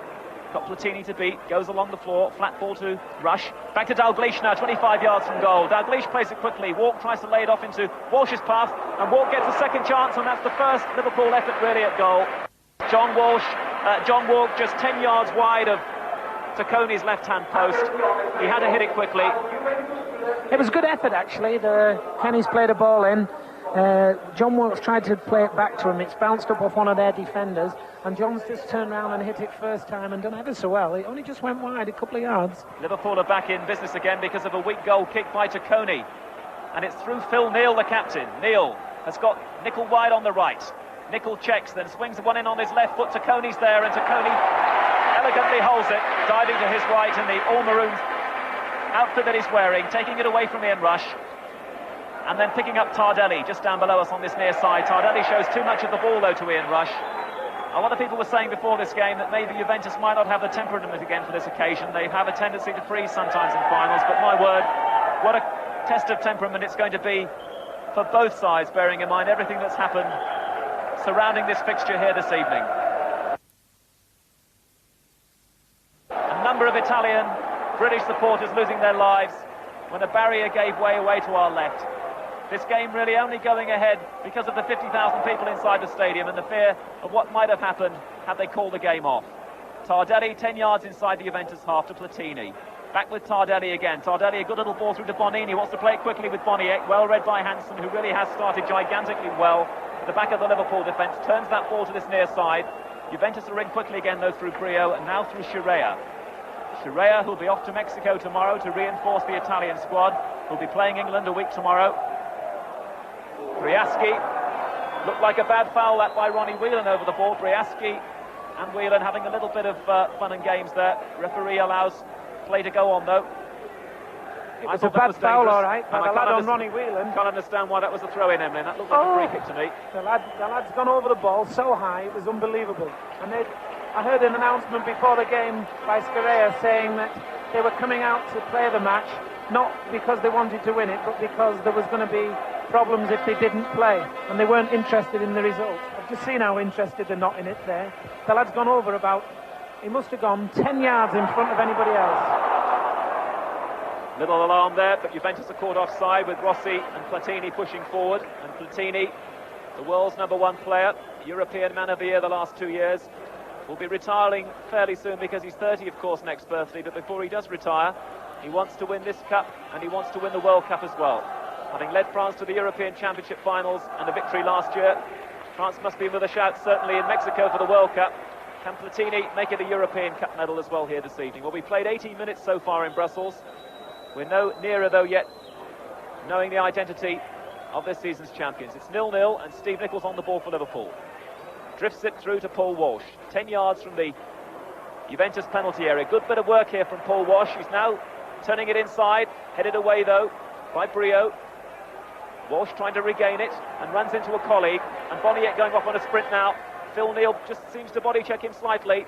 Ball is running out of play over on the far side. Boniek is having a word with Andre Dana. I think he thought he was obstructed there. Not quite sure what Andre Dana has given there because he's not making very positive indications. It's going to be simply a Liverpool throw. 5 yards from the halfway line, on the right, the far side. Neal back to Gillespie, who's come on very early in this game as a substitute. Mark Lawrenson having more problems with the shoulder that he dislocated. Alan Hansen looks up and picks out Rush with a lovely 25-yard ball. Rush to Nicol. Walsh runs over it. Now Walk. Walk has found Nicol, right edge of the area. Nicol is taking on Chirea, and he's round Chirea. Gets the cross in. Rush is lurking edge of the area, but he can't find him. There are 4 Juventus players back to get it away to Cabrini on the far side, but they just overplayed into Cabrini's path. And Liverpool and their supporters are making themselves heard now. Behind Kenny Dalglish, who has a throw-in midway inside the Juventus half, over on the far side there, right. Kenny Dalglish, who is the hot tip to succeed Joe Fagan, would you believe, as Liverpool's manager. Fagan, his last match in charge tonight. Liverpool will be making an announcement about this apparently later in the week. Meanwhile, Walsh tries one, and there's Walsh again, foiled by Tacconi. Diving this time to his left, he's dived left and right so far to make good saves. Can't fault Tacconi in these opening 20 minutes. Sharp shooting from Paul Walsh. Nice to see him, Lynn. Very, very nice to see. Paul's done quite well, actually. He's done a couple of good things, a couple of good turns. The thing that struck me is how tight the front lads are being marked. I mean, they're inside the shirts, and these lads won't take any prisoners at all. These Italians, they've already showed that they can leave a boot. There's two of them already gone over the top, and and one of them was so high it was unbelievable. Platini with a little ball to Boniek. Nichols reading it though, and Boniek, I suppose, in a way, must be relieved to be playing in this game tonight, because apparently he's got to hot-foot it to Albania to play in a World Cup tie for Poland tomorrow, and all sorts of plans have been laid on for him. So he'll just be grateful to be playing this match tonight and then going to reinforce Poland's World Cup bid tomorrow against Albania. Here in Brussels, 0-0 after 21 minutes, almost the halfway point of this European Cup final between last year's champions of England and Italy. Juventus, known as the old lady, of course, backed by the millions and millions of lira of the Fiat company, a £10 million team, but they've never won the European Cup.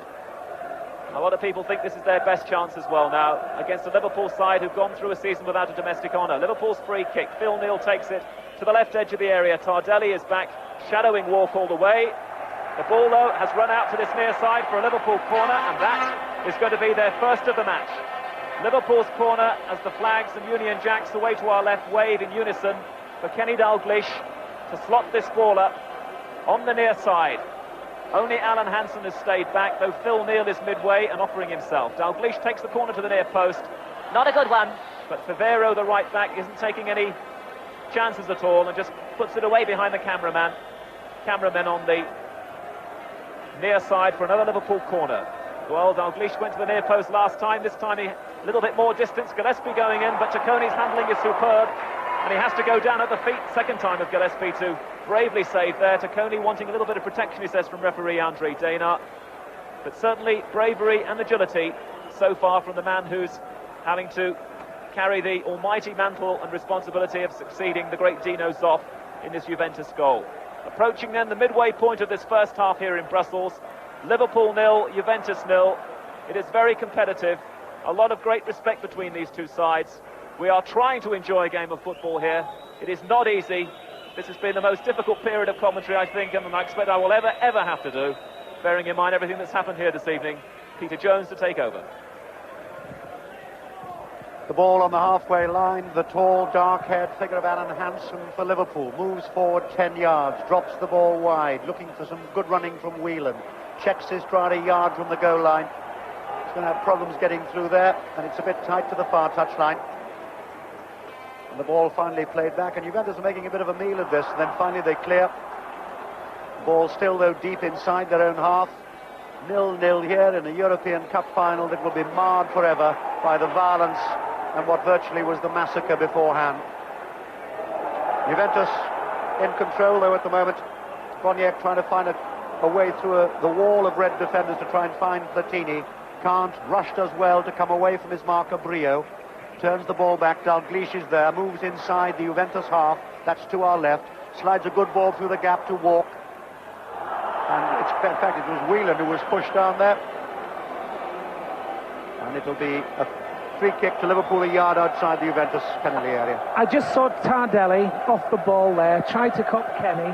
I mean, something awful, terrible. He's played the ball, he's ran on, the referee's watched where the ball's gone, and he's come at Kenny and he's tried to slash Kenny somewhere around his middle. Kenny saw him coming, and Kenny actually copped him, so I'm pleased for Kenny that he did, because the lad went for him something terrible. So we wait for Dalglish to take the free kick, a yard outside the Juventus penalty area on the left as Liverpool look at it.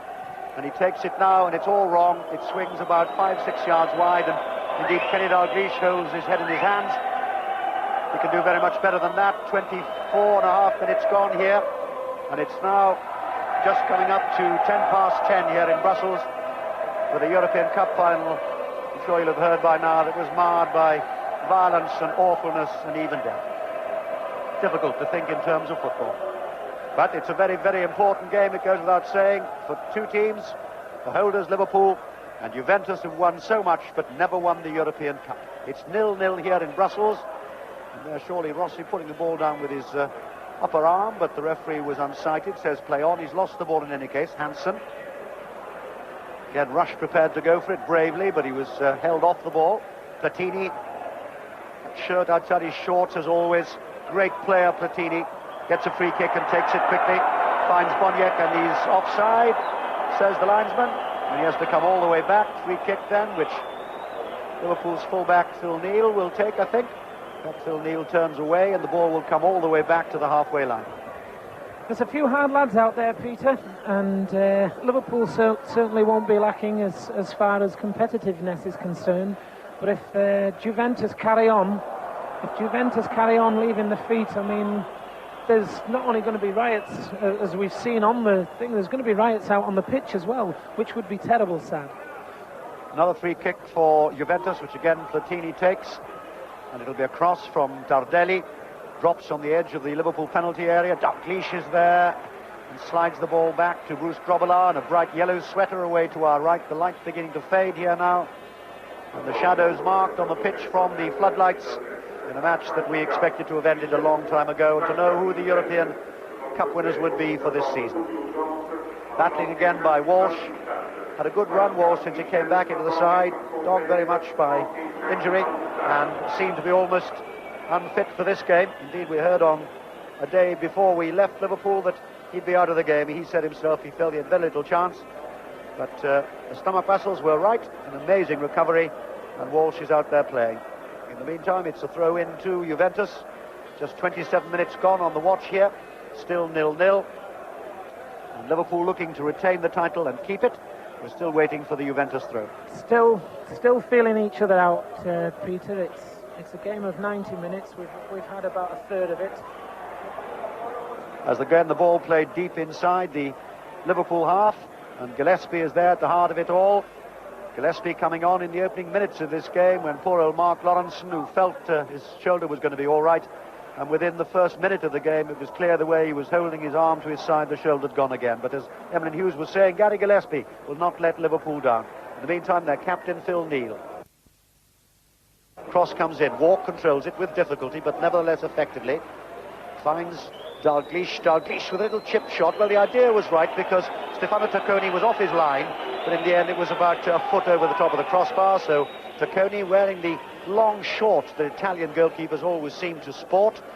A little surprised perhaps to be in the side because Luciano Bodini is the regular man for Juventus, but Tacconi is the man in form, and so he gets his place. Juventus, the sixth of the clubs that Tacconi's been around. He's been around a long time. Liverpool in possession once more. Beglin, who is preferred to the now fit but experienced Alan Kennedy, runs it to touch. Juventus throw. It's amazing how the back lads at Juventus play.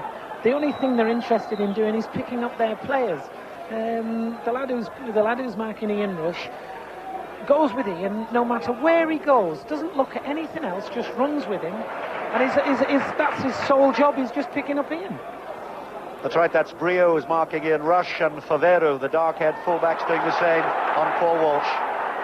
And now Juventus themselves on the break, and they've got Rossi waiting for the cross here, and Boniek's at the far post. Liverpool defend well, they defend very well indeed, and Phil Neal breaks it all down, takes control close to his own corner flag, clears the ball, but not very far. Cabrini's prepared to go for that one, and that'll be another free kick to Juventus, some 20 yards or so inside the Liverpool half. We're just coming up to half an hour on the watch here in the first half, and Juventus take the free kick short, and from Bonini it will go square. It's cleared by John Walk, who's back as an extra defender though, and again Liverpool battling. And again, a player goes down on the ground, and this time it's a Liverpool free kick deep inside their own half. And this is a match, as we were saying earlier, that both teams want to win very dearly. One of the biggest prizes, if not the biggest in Europe. Won already 4 times by Liverpool and wanting a 5th. And Juventus wanting to win it for the very first time. Below us, Whelan plays down the line, tries to find Walsh, played it a touch by Favero. And again, as Emlyn was saying, Favero, the number 2, has never been more than a yard from Walsh for the first half an hour of this match. Whelan waits to take the throw just below us, down the Liverpool left, holds the ball above his head, hasn't too many options at the moment, finds Walsh, who's behind him, Favero. Walsh still finds Whelan, plays it flat.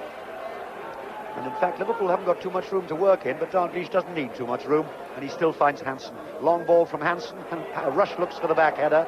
It's cleared, though, by Bonini, and it'll be a throw-in once more to Liverpool. Beglin, and he'll find Whelan. Oof, a bad ball from Whelan. He gives it to Platini, and that wasn't a good idea. And then ball weighed wide in the end by Briaski. And again, Juventus in possession. Ball laid square.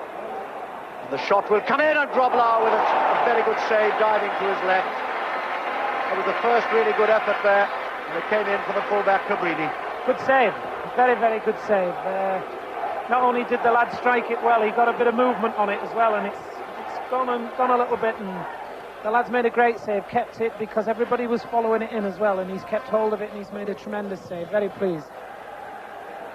So the first real firepower from Juventus, that's one apiece so far, but it's still 0-0. And Liverpool going on a run themselves, but again that wall of black and white Juventus shirts, they don't clear it far though. Liverpool still have possession. Little chip ball from Neil, and a shot for Walk! Oh, and a save by Tacconi, and that had to be on. The ball chipped in from Phil Neal, and Walk had nobody within 5 yards. Maybe a little surprised that should have been put away. Yes, tremendous. What a great ball played through from Phil Neal as well. And they're all claiming that John Walk was offside. He wasn't offside. He's made a tremendous run, timed his run great. He's got in, and the keeper's done tremendous. And John did great as well, because John struck the ball well. Probably struck it too well. The keeper's caught it. He's had a bit of a bobble. And the keeper's a bit of a play actor as well. The first thing he did after he knew he'd saved, he's at the referee. Oh, what's going on? What's going on? As the ball again is played out by young Jim Beglin, and it'll go into touch, and the throw-in will be taken by Tardelli, one of the many experienced players in this Juventus side. Dalglish, Whelan plays it outside the defender. Rush on the edge of the Juventus penalty, and a cross comes in from Rush, a foot over the bar. Lovely work by the Welsh international there. Saw his chance, hit it with his left foot. Good ball coming in from Whelan, foot over the bar at the far post. Yes, 2 great minutes there for Liverpool. They've reached the Juventus defence twice, and Rushy there, I think it was more a cross than a shot, but the keeper's come near post, and it's just gone over the top of the bar there. So that'll give Liverpool heart, because these 2 defenders on Walsh and on Ian Rush are hard lads, and I mean hard lads. As Juventus played safe, back to Tacconi, the goalkeeper. For so long, of course, we were used to the great Dino Zoff in the Juventus goal. Now it's Mr. Tacconi, who's a little surprised, I think, to find himself here instead of Bodini. As we were saying, he's the man in form. 0-0 with some 12 minutes to half-time here in Brussels. And again, if you've joined us in the last minute or so, you'll be surprised to hear me saying that. When it's 10:15 here in Brussels, it's because of the crowd violence and the awful scenes we had for an hour and a half here tonight, including deaths. Juventus, edge of the area. Good clearance once more, though, by Liverpool, with Neil coming across to help Gillespie. But Juventus take it up once more. The ball flicked forward, and Grobler did well to come off his line. Rossi was coming in strong, and he had behind him the man Briaski. And Grobler did well. He was brave there as well as quick. What a shame, Peter. What a shame, Peter. Everything that's gone on before the game started, because what a good game this is going to turn out to be. 2 of the best sides, I think, you know, after seeing the first half an hour, 2 of the best sides to contest a European Cup final in the last 10, 12 years. And it could be a cracker as well. And we've got so many problems that have been created. And what's happened? Rush is set up by Dalglish. In the meantime, the shot comes in. Oh, what a save! Great shot from Whelan. That was screaming for the top right-hand corner, and a magnificent save by Stefano Tacconi, and it had to be. Great shot, better save. Corner then to Liverpool. And Steve Nicol, the Scotsman, will run across, and the Liverpool flags and banners wave now away to our left. And it's down that end that we have the Union Jack at the top of the mast, with the Italian flag away to our right. And we wait to see what Liverpool can do with the free kick. It's the far side from us. It's a long way from where we sit. Liverpool right. They take it short, come in, and they're looking for Walsh. He can't get through that wall, though, and it really is a wall of black and white Juventus shirts. They set Platini off on a run. There could be danger here. Platini, he's got lots of defenders in front of him. Still Platini stands on the ball. Lovely control by him. Little chip coming in from Rossi. That's offside. Flag went up straight away. But when you see Platini in that position, there's problems. That was major problems, because when they took the corner kick down there, Platini's the nearest man to the corner, and the first thing he's done since then is sprint down the middle of the pitch. He's broke clear, and really they should have done better than what they did with it, because they had the Liverpool defence a little bit stretched there. Liverpool in possession again. Dalglish will find Whelan. He's been really will-o'-the-wisp all night, Whelan, so far. Still controls it. Slides it to Dalglish in turn. We'll find Beglin, the fullback, who's gone forward like almost an extra outside left. A couple of yards in from the near touchline, halfway inside the Juventus half. Walsh, and again that man Favero like a postage stamp. Ball breaks though, and Juventus will try the break themselves. Paolo Rossi had rather a poor domestic season, but he can raise his game when it matters. Long ball laid left once more, looking for Briaski, but Grobler read it well, comes quickly off his line.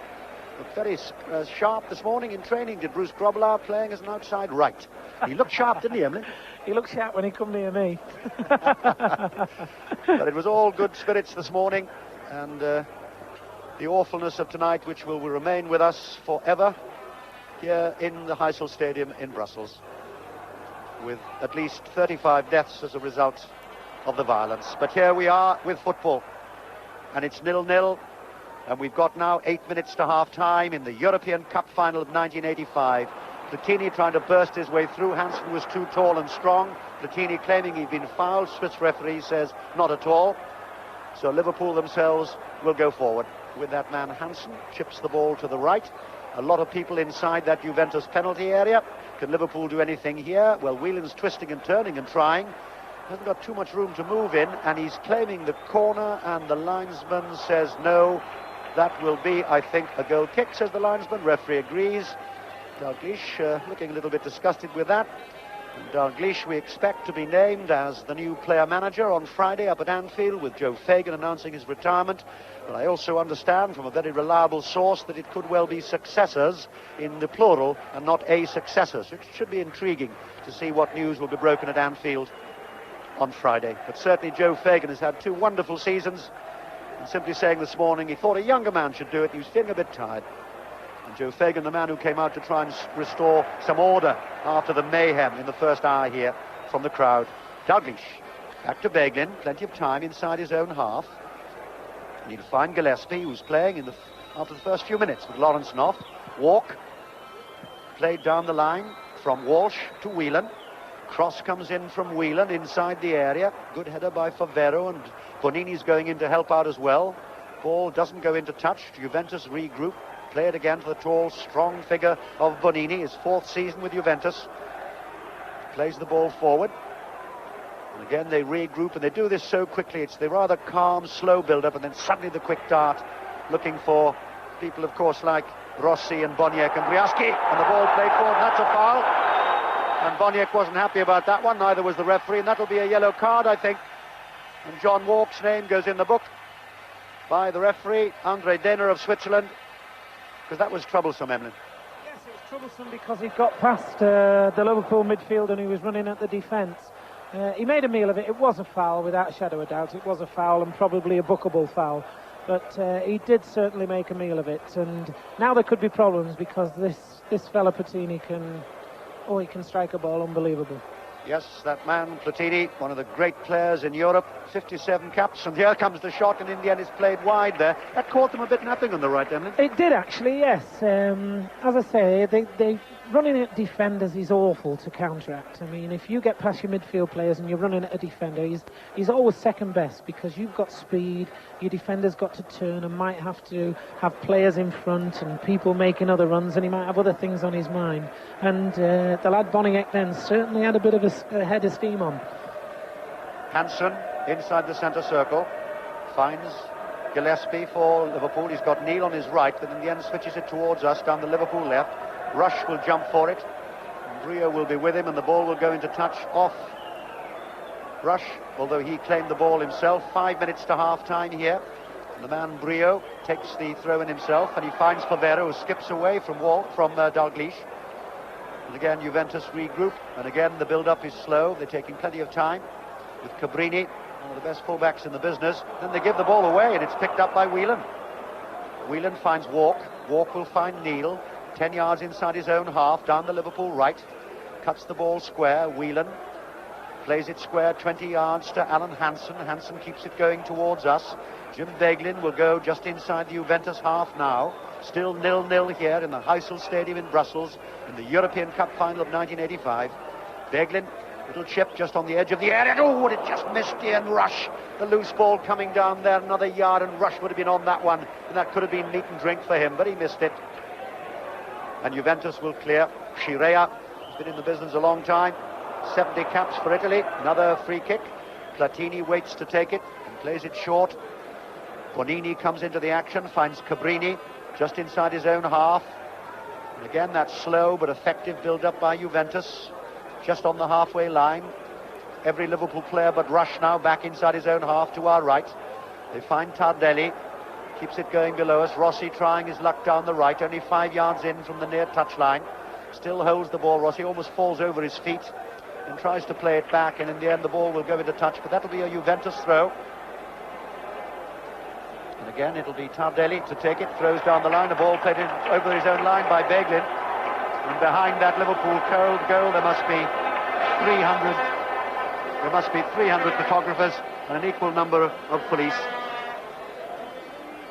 as the ball again is played out, and they're looking here for Boniek to do something, and he can't. And I'll tell you some more news in a moment, and it's even more dreadful, the news of the violence before this game started. Let's get on with the football just for a moment, though. Ball laid through, a chance for Walsh, and Tacconi did well to come off his line as Walsh was going through. He's certainly been very quick and very sharp. And in fact, Mike Ingham's just been handed a list now of the deaths, and Mike will give you the saddest news of all tonight.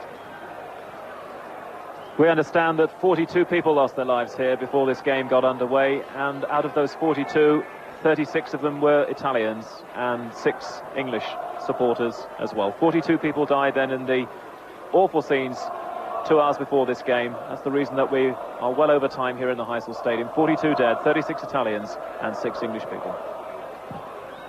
Back, we must go to the football then, with that terrible news here tonight in Brussels. As the ball is cleared, it's still halfway inside the Liverpool half.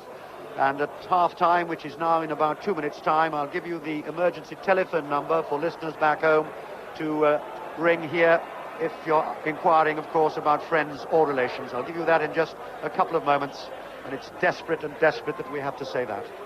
Platini, in the meantime, goes forward. He's gone round one defender. Good tackle by Dalglish. Shot comes in, and Grobler did well. Wasn't a bad effort in the end there, and Grobler did well to get behind it.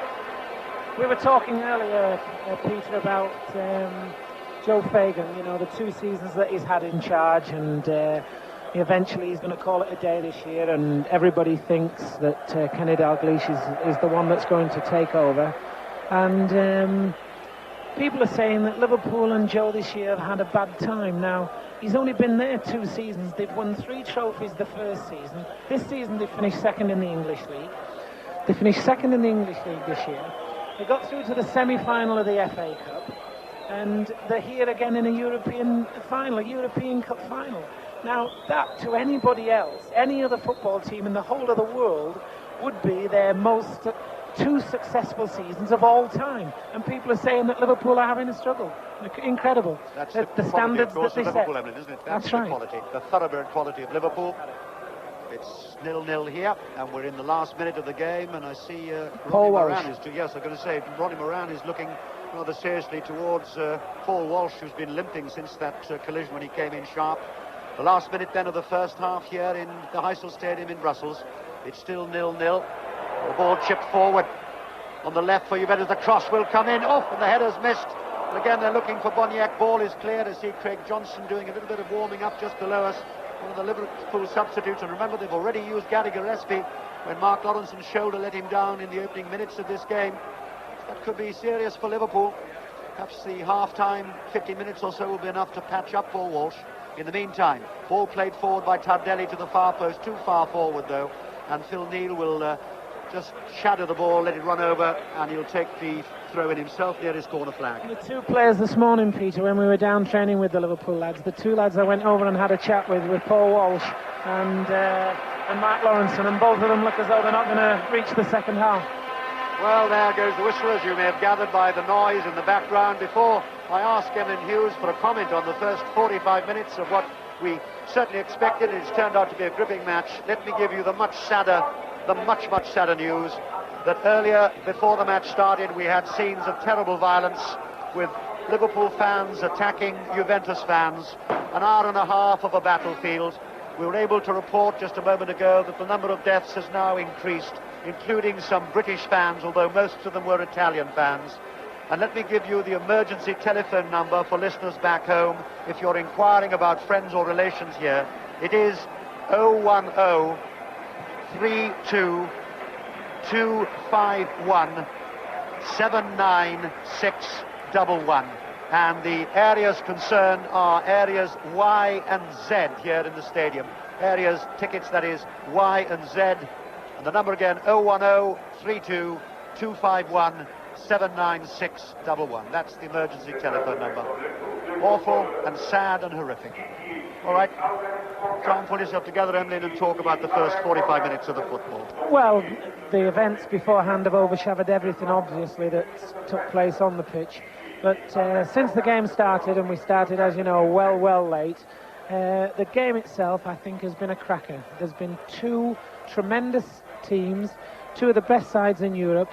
I think it's the best European Cup final I've witnessed in many a year, and since 1977 I've either been involved as a player, or I've travelled over as a BBC reporter or whatever, and I've seen probably 5 or 6 of them, 8 finals, and the others I've seen on television.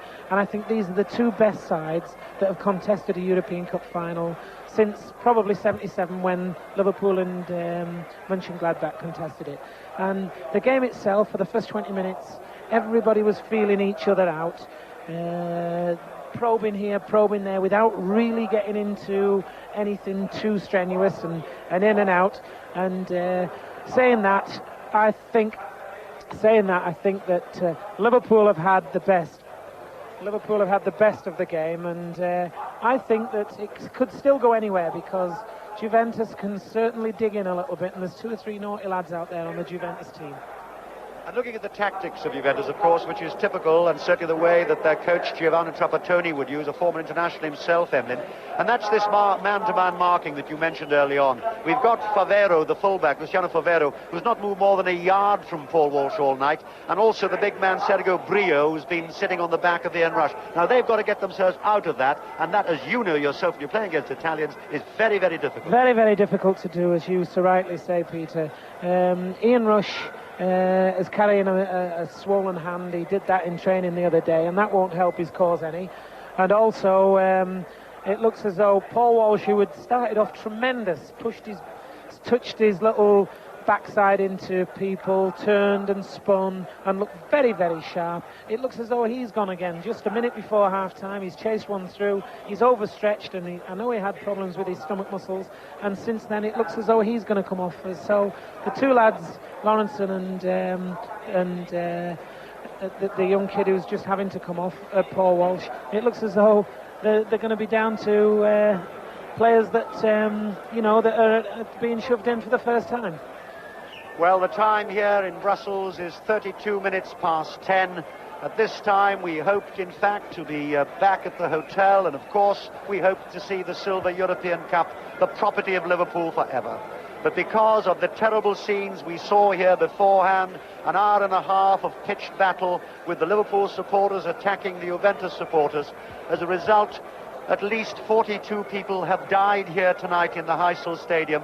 And as I look down now, I have never seen a scene so horrific in the many European Cup finals I've reported on over the years, because down there are military police, there are policemen with batons and riot shields. There must be 1,000 policemen, a steel cordon around the stadium. But nevertheless, we've got football, and the half-time score here is Liverpool 0, Juventus 0.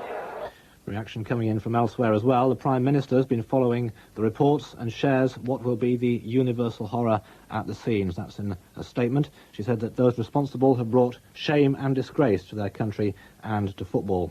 The Sports Minister, Neil McFarlane, said that he had feared trouble at the match and had written to the Belgian ministers 3 weeks ago, urging all precautions to be taken.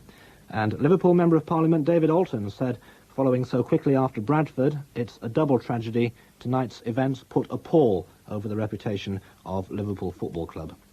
The FA Secretary, Ted Croker, caught up with tonight's news at Miami Airport. He's on his way to join the England party in Mexico. After informing him of the events, Gary Richardson got his reaction. Well, it's obviously come as a shock to me because this is the first I've heard of it. I had no idea anything untoward had happened at all, so it's very hard to react. This is obviously another disastrous event that depresses me completely, and I feel, well, just the feeling everyone feels when there is a major tragedy such as this. Do you have any idea at all what the consequences might be? I have no idea, none at all. I know that the disciplinary committee of UEFA will be meeting in about 4 weeks, but I think that's, compared with the enormity of this tragedy, that's not particularly relevant information right at this minute, because this is something that's got to be considered in its own right without... Well, I'm just shocked. I can't say any more, I don't think. It is already being suggested that UEFA will not tolerate this at all, and they will finally say, that's it, English clubs no longer will compete in European competition. Do you feel that could happen this time? Well, obviously one's got to know the facts behind it, because we're not... I don't want to go too much on this tack at this stage, because we're obviously going to be mourning those who are lost, but there is an awful lot of comment made about our supporters who don't do us no credit, but there are also, unfortunately, similar idiots from other countries as well who've made their mark in Europe these days. So I think we've got to know the facts at least first, but I think that any consequences will come out of this, and certainly what you're suggesting is not an impossibility. The Football Association have been criticised recently by the government. They say that you're still not taking a strong enough line against the way supporters feel. Do you think now that you might change your tack in view of what's happened this evening? If we thought there was anything else sensible we could do, we would. As you know, in the England matches, we take no tickets whatsoever now, and we discourage people from travelling, so we can't do more than that. As far as these matches are concerned, our international liaison officer will have helped them all he can, but as far as people leaving these shores to go and watch football matches or other things, there's nothing whatsoever we can ultimately do about it. The FA Secretary, Ted Croker, talking from Miami. The game itself is back in motion, so straight back to Mike Ingham. And here in the Heysel Stadium, an hour and a half behind schedule we are. The second half is 25 seconds underway. And Liverpool, as we rather anticipated at half-time, have made a second substitution. Paul Walsh, who was struggling badly in the closing stages of the first half, perhaps with a recurrence of the stomach strain that he's had. He also got whacked quite a few times as well for his troubles in the first half. Hasn't come out. And Craig Johnston is up front for the second half alongside Ian Rush. Juventus just the way that they were in the first half. And what a tragedy this is, of course, because for the most part of these opening 45 minutes, it's been on the field really the match, the high-quality, competitive match that we might have expected between these two sides. 0-0 then, everything absolutely to play for still in this second half. And Liverpool trying to gain ground over on the far side there left. Ronnie Whelan combining with John Walk, with Craig Johnston rather, and it's a Liverpool throw-in 10 yards from the corner flag. It's back with Jim Beglin now. Beglin has to backtrack slightly, working himself a little angle. Still Beglin. Back to the man over on the far side, Whelan. A lovely curved ball from Whelan. Walk trying to get in on the back post, but Cabrini is there, and so too is the fair head Bonini. And that'll be for Tacconi. A goal kick, and Tacconi, very much one of the Juventus men of the first half, made some splendid, agile saves to keep the Italians in this game. Just to interrupt a second, Mike, I've just had a report which still needs to be confirmed from a UEFA official that whatever happens here tonight, the European Cup will not be presented at the end of this game as a result of what happened earlier, and that there will be no lap of honour. That's to be confirmed, but that has come from a UEFA official. The Cup will not be presented tonight, and no lap of honour. and that would seem to be right. No honour really here at all this evening, anywhere to be found. No presentation then at the end of this match. We'll get a comment from Emily Hughes on that in just a few moments. Public address system at the moment drowning us out. Liverpool trying to gain ground down the right, and Craig Johnston coming through. A little bit high though there, Craig Johnston. Vero, the fullback, asked for the free kick, and they love to take these free kicks quickly to Juventus, and they're already breaking. Platini to Bonini. Bonini rolls the board forward. Rossi's chasing it to this near side, trying to keep it in. Does so, hustled all the way though by Phil Neal, and happy in the end to let the ball run out for what he thought was going to be a throw into Juventus. And who on earth wants to claim this? Phil Neal does. Throw into Liverpool, the captain to take it. 20 yards from goal. Near side, the Liverpool right. Liverpool attacking the goal then, away to our right during the second half. We're sitting midway inside their half. A loose ball though, and a chance for Shirea to feed Boniek. Midway inside the Liverpool half, over on the far side, the Polish international Boniek. Now with Tardelli. Juventus building slowly. Breaking down again in midfield, having to come again now through Boniek, 30 yards from goal. Maybe trying his luck now on this side. Platini inside left position, trying to play a 1-2 there with Rossi. Liverpool cut it out, and it's a Juventus throw just down below us. And Antonio Cabrini, the left back, to take it. Cabrini then with the Juventus throw. We sorted our microphone problems out here in the Heysel Stadium as the supporters make themselves heard. Favero now to Platini, just inside the Liverpool half. Central position, arrows the ball over to the far side. A lot of Juventus possession at the moment. Liverpool, though, happy to get lots of men behind the ball and wait for Juventus to come at them. Rossi digs the ball back to Bonini. Juventus have made about 15 or 16 passes. They're still making the moment. Platini, though, just plays it too far in front of him. Liverpool take it away. Hansen, little casual from him, but picks up Dalglish midway inside his own half. Dalglish turns away from trouble, and it's now with the Republic of Ireland international Jim Beglin over on the far side, already inside the Juventus half. With the other Republic of Ireland player up there, Ronnie Whelan. Whelan to Rush, a little bit of space for Rush maybe, edge of the area, digs the ball into the box. Cabrini's back to Coney. Emlyn, the news that there will be no presentation, no lap of honour this evening, that has to be the right move, surely. Very, very much so, yes. I wouldn't think anybody would want to do a lap of honour tonight after the scenes we've witnessed, and I also think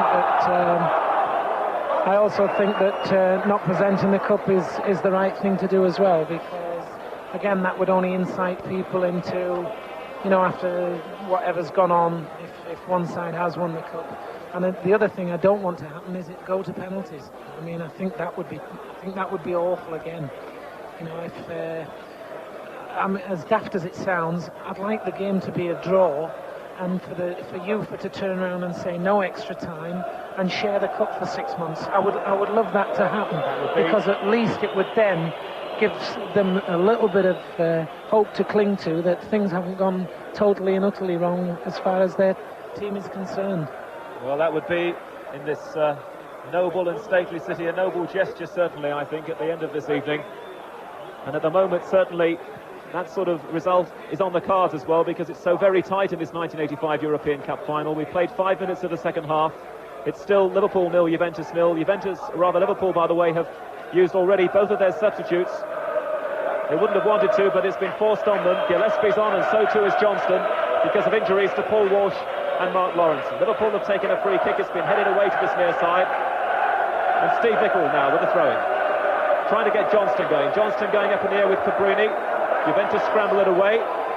And now Briaski approaching the halfway line. Liverpool, though, tackling back well. John Watt was the man there. And Phil Neal completes the defensive work all the way back to Bruce Grobbelaar. Who will ever forget Grobbelaar's penalty antics last year when it was another Anglo-Italian final in Rome. Liverpool winning it on penalties, and Grobbelaar doing all sorts of things, of course, to try and upset Graziani and Conti and those Italians. Grobbelaar as safe so far as he's had to be in this stadium. Liverpool doing well, containing, holding. Juventus sprinting forward, though, now over the halfway line. Tardelli looking for Boniek. Liverpool, though, standing up well, and now Platini takes over. Platini with the ball over to the far side. Juventus crowd don't like that one, but the flag was up straight away. Platini is protesting. Mr. Danar from Switzerland is very, very firm. He runs straight across to the spot where he wants this free kick taken. The linesman stands motionless over on the far side, midway inside the Liverpool half. And when we get the ball back from the crowd away to our left, it'll be a Liverpool free kick. I wouldn't think that Platini's doing himself or his team any favours, actually, demonstrating like that to the referee and holding his hands out and pretending to do a mock fall over and that, especially with what's gone on earlier. And he wants to cut that out as soon as possible, because he's a better player than that. He doesn't need to do that. Alan Hansen then, just to repeat, without his defensive central defender, Mark Lawrenson, without a dislocated shoulder, and Alan Hansen has really stepped up a gear here tonight. He's had to. Now with Gillespie, the man who's taken over from Lawrenson. 20-yard ball over to the far side to Whelan. Whelan running with it, looking for somebody to move and help him out. It's Kenny Dalglish who's playing behind the front two tonight. Spreads it wide to the far side, and the long legs of Alan Hansen once again seen pumping forward now for Liverpool. A little bit tight to the line though. Craig Johnston is trying to work himself a little bit of space, but you don't get that against Juventus. Favero is there. Johnston plays it quickly. Dalglish chests it off back to Johnston. Johnston trying to release Rush in the penalty area. For half a moment it looked as if Brio had taken his eye off the ball, but Tacconi, the goalkeeper, is supporting well from the back, and he's already released Briaski on this near side, but Briaski running into trouble. And now Phil Neal sprints a little and then plays it short to Whelan. Whelan is getting through an awful lot of work here for Liverpool. It's with Steve Nicol, 2 or 3 yards in on the right. A little chip that doesn't quite work as he tries to go over the left back, Cabrini. Cabrini cuts that out. And now Rossi's backpedaling and getting caught. Is he? No. He manages just at the last minute to flick the ball to Boniek. And now Tardelli disputing possession in the centre circle with Whelan. Juventus now get it wide over to the far side to Boniek, who's taken up a good position. Boniek stabs it forward. A little telegraph though that. Beglin cuts it out. Beglin though gets himself in trouble second time round against Boniek. Boniek took it off him. Beglin tried to get it back off him, fouled him in the process. Once again Juventus tried to take the free kick quickly, and indeed they've been allowed to get away with it. Boniek up to the edge of the area. Rossi tries to fend off Hansen. Whelan plays it tight for Dalglish, who was really played into trouble there. Juventus get it back again. Platini once again is in the wars. And it's a free kick to Juventus, and this is 25 yards from goal.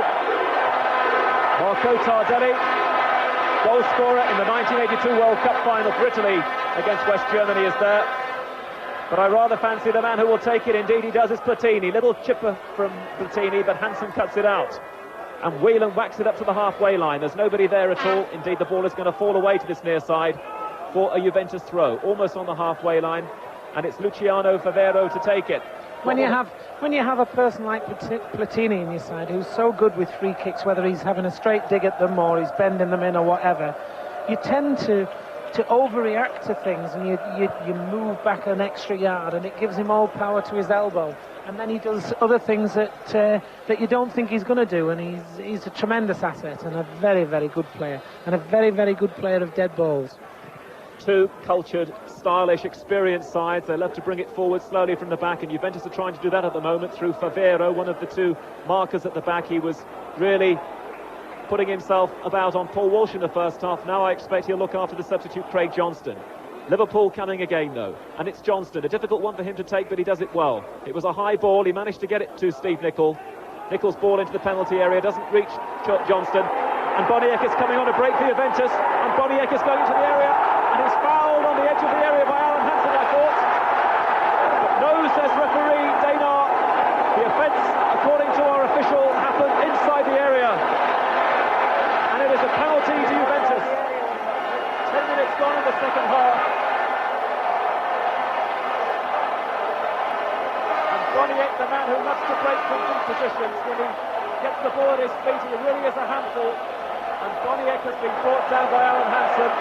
A marginal decision, but it's Michel Platini, one of the best strikers of the ball in the world, with a chance to realise his dream perhaps here of European glory. And Platini scores! For Juventus!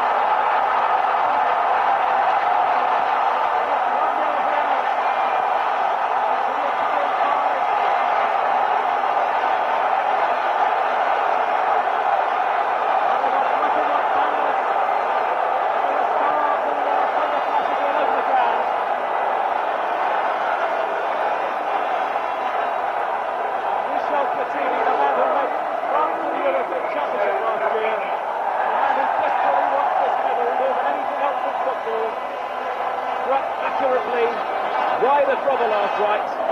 And after 12 minutes, it's Juventus in front by 1-0. What can you say? To start off with, I think the ball was outside, or the lad was outside the area when he got tripped. But it was certainly a trip. There was no problem about it not being a trip, but I think it was outside the area. But he struck it in well. I mean, the keeper never had any chance at all. And it's going to be difficult now for Liverpool to get back in the game, because these are past masters at slowing things down, at killing games off. And you can never tell, can you? And it's just the way that Liverpool were undone, of course, in the Super Cup by Boniek, coming from deep, sprinting with the ball, gathering speed, and forcing the defenders to commit offences like that. You can hear away to our right, perhaps. I'm being absolutely deafened by the Italian throng away to my right, with firecrackers and flags. They are celebrating this moment because Juventus, of course, this proud club, played with so much distinction over the years, are chasing the one major honour to have eluded them. They are trying here tonight to complete European history as well, become the only team to win the UEFA Cup, the Cup Winners' Cup and the European Cup. And Michel Platini, who's been the leading goal scorer in Italy in all three of his seasons since he joined them from France, has got the one goal. And could that be the one goal? Because remember, in the last 9 European finals, 7 of those finals have been 1-0 affairs, and Juventus have that important goal. Since they've scored, and it's only been 2-3 minutes ago since they scored, they've wasted so much time on taking a goal kick, getting the ball out, doing what they don't want to do, and really frustrating, you know. And it's going to be a terrible last 35 minutes for Liverpool, because it's going to be frustration all the way.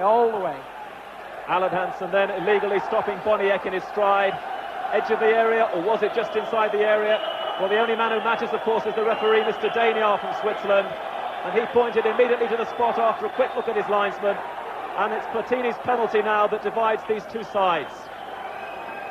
Juventus 1, Liverpool 0, and Liverpool coming from the back. And John Walker's come right back, deep in position inside his own half to get the ball. Now with Phil Neal. Neal with a little chip to Johnston to this near side, and in goes Favero straight away on Johnston, takes him out of the game.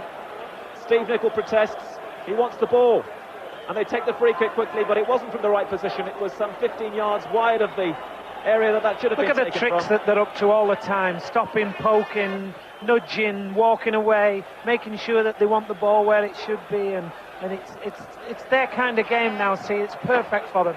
They're 1-0 up, and they want to spoil everything now. Once in front, they very rarely surrender, Juventus. Liverpool free kick, Neal takes it up to the edge of the area. Juventus half get it away. Second chance now for Alan Hansen. Looks to this near side, and Phil Neal is in good space. Now with Dalglish inside right area. Little chip from Dalglish, trying to hope that John Walk could move in on the back of that one. Juventus shadowing him all the way as the ball runs behind Tacconi's goal for Juventus goal kick away to our right.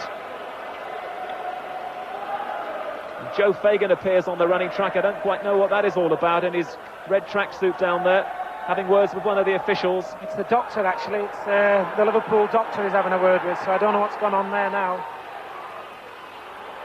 Liverpool cut out another attack with both Bonini and Boniek promising, and a chance for Liverpool to counter quickly maybe. They get the ball to this near side. Johnston lays it off into Neal's path, and Neal is coming forward now, as you would expect, as Liverpool, the champions, are a goal behind. Remember, they've never lost a European final.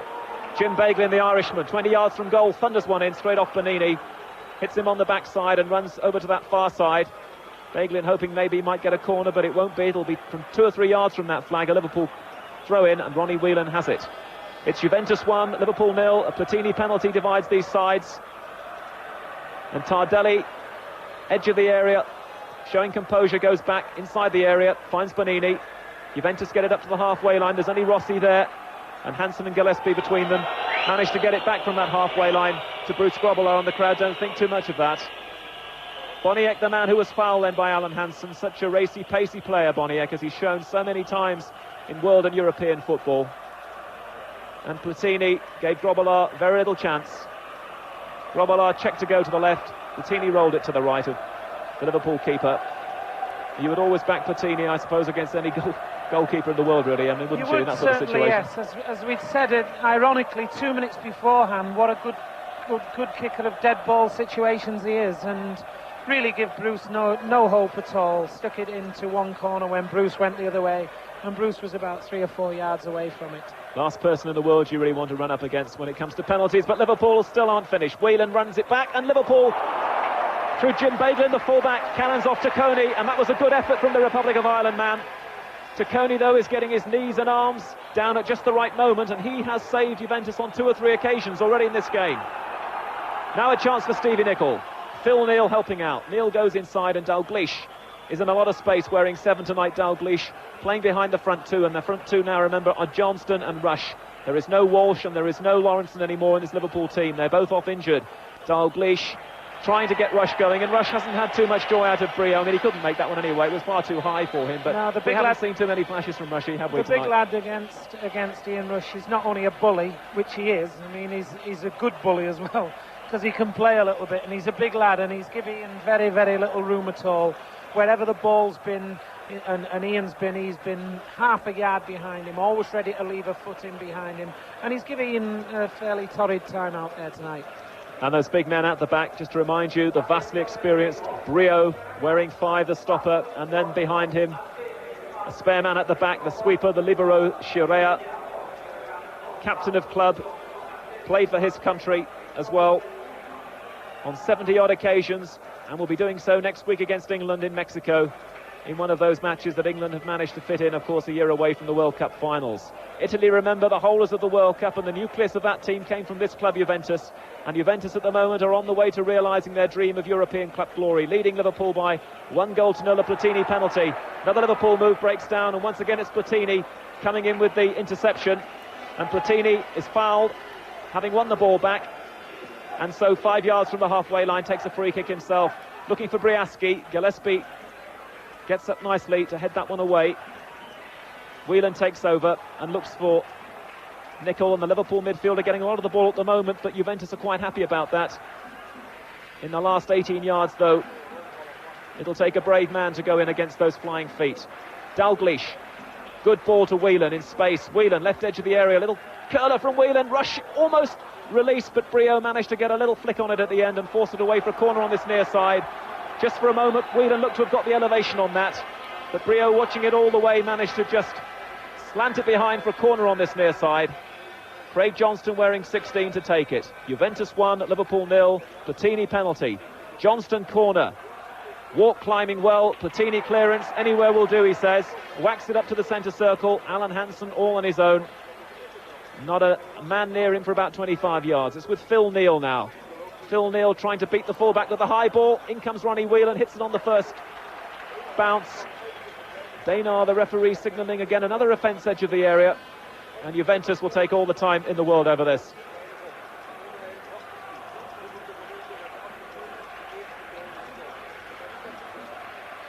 "1-0 here then in the Heysel Stadium, and Peter Jones has some news for us, Peter. Well, first of all, just to tell listeners at home that the programmes scheduled for 10 and 10:30 tonight have been postponed because of the awful scenes we had here before the game, and we're still only just 20 minutes into the second half. But if you want to add to the sadness, I've just been handed a note.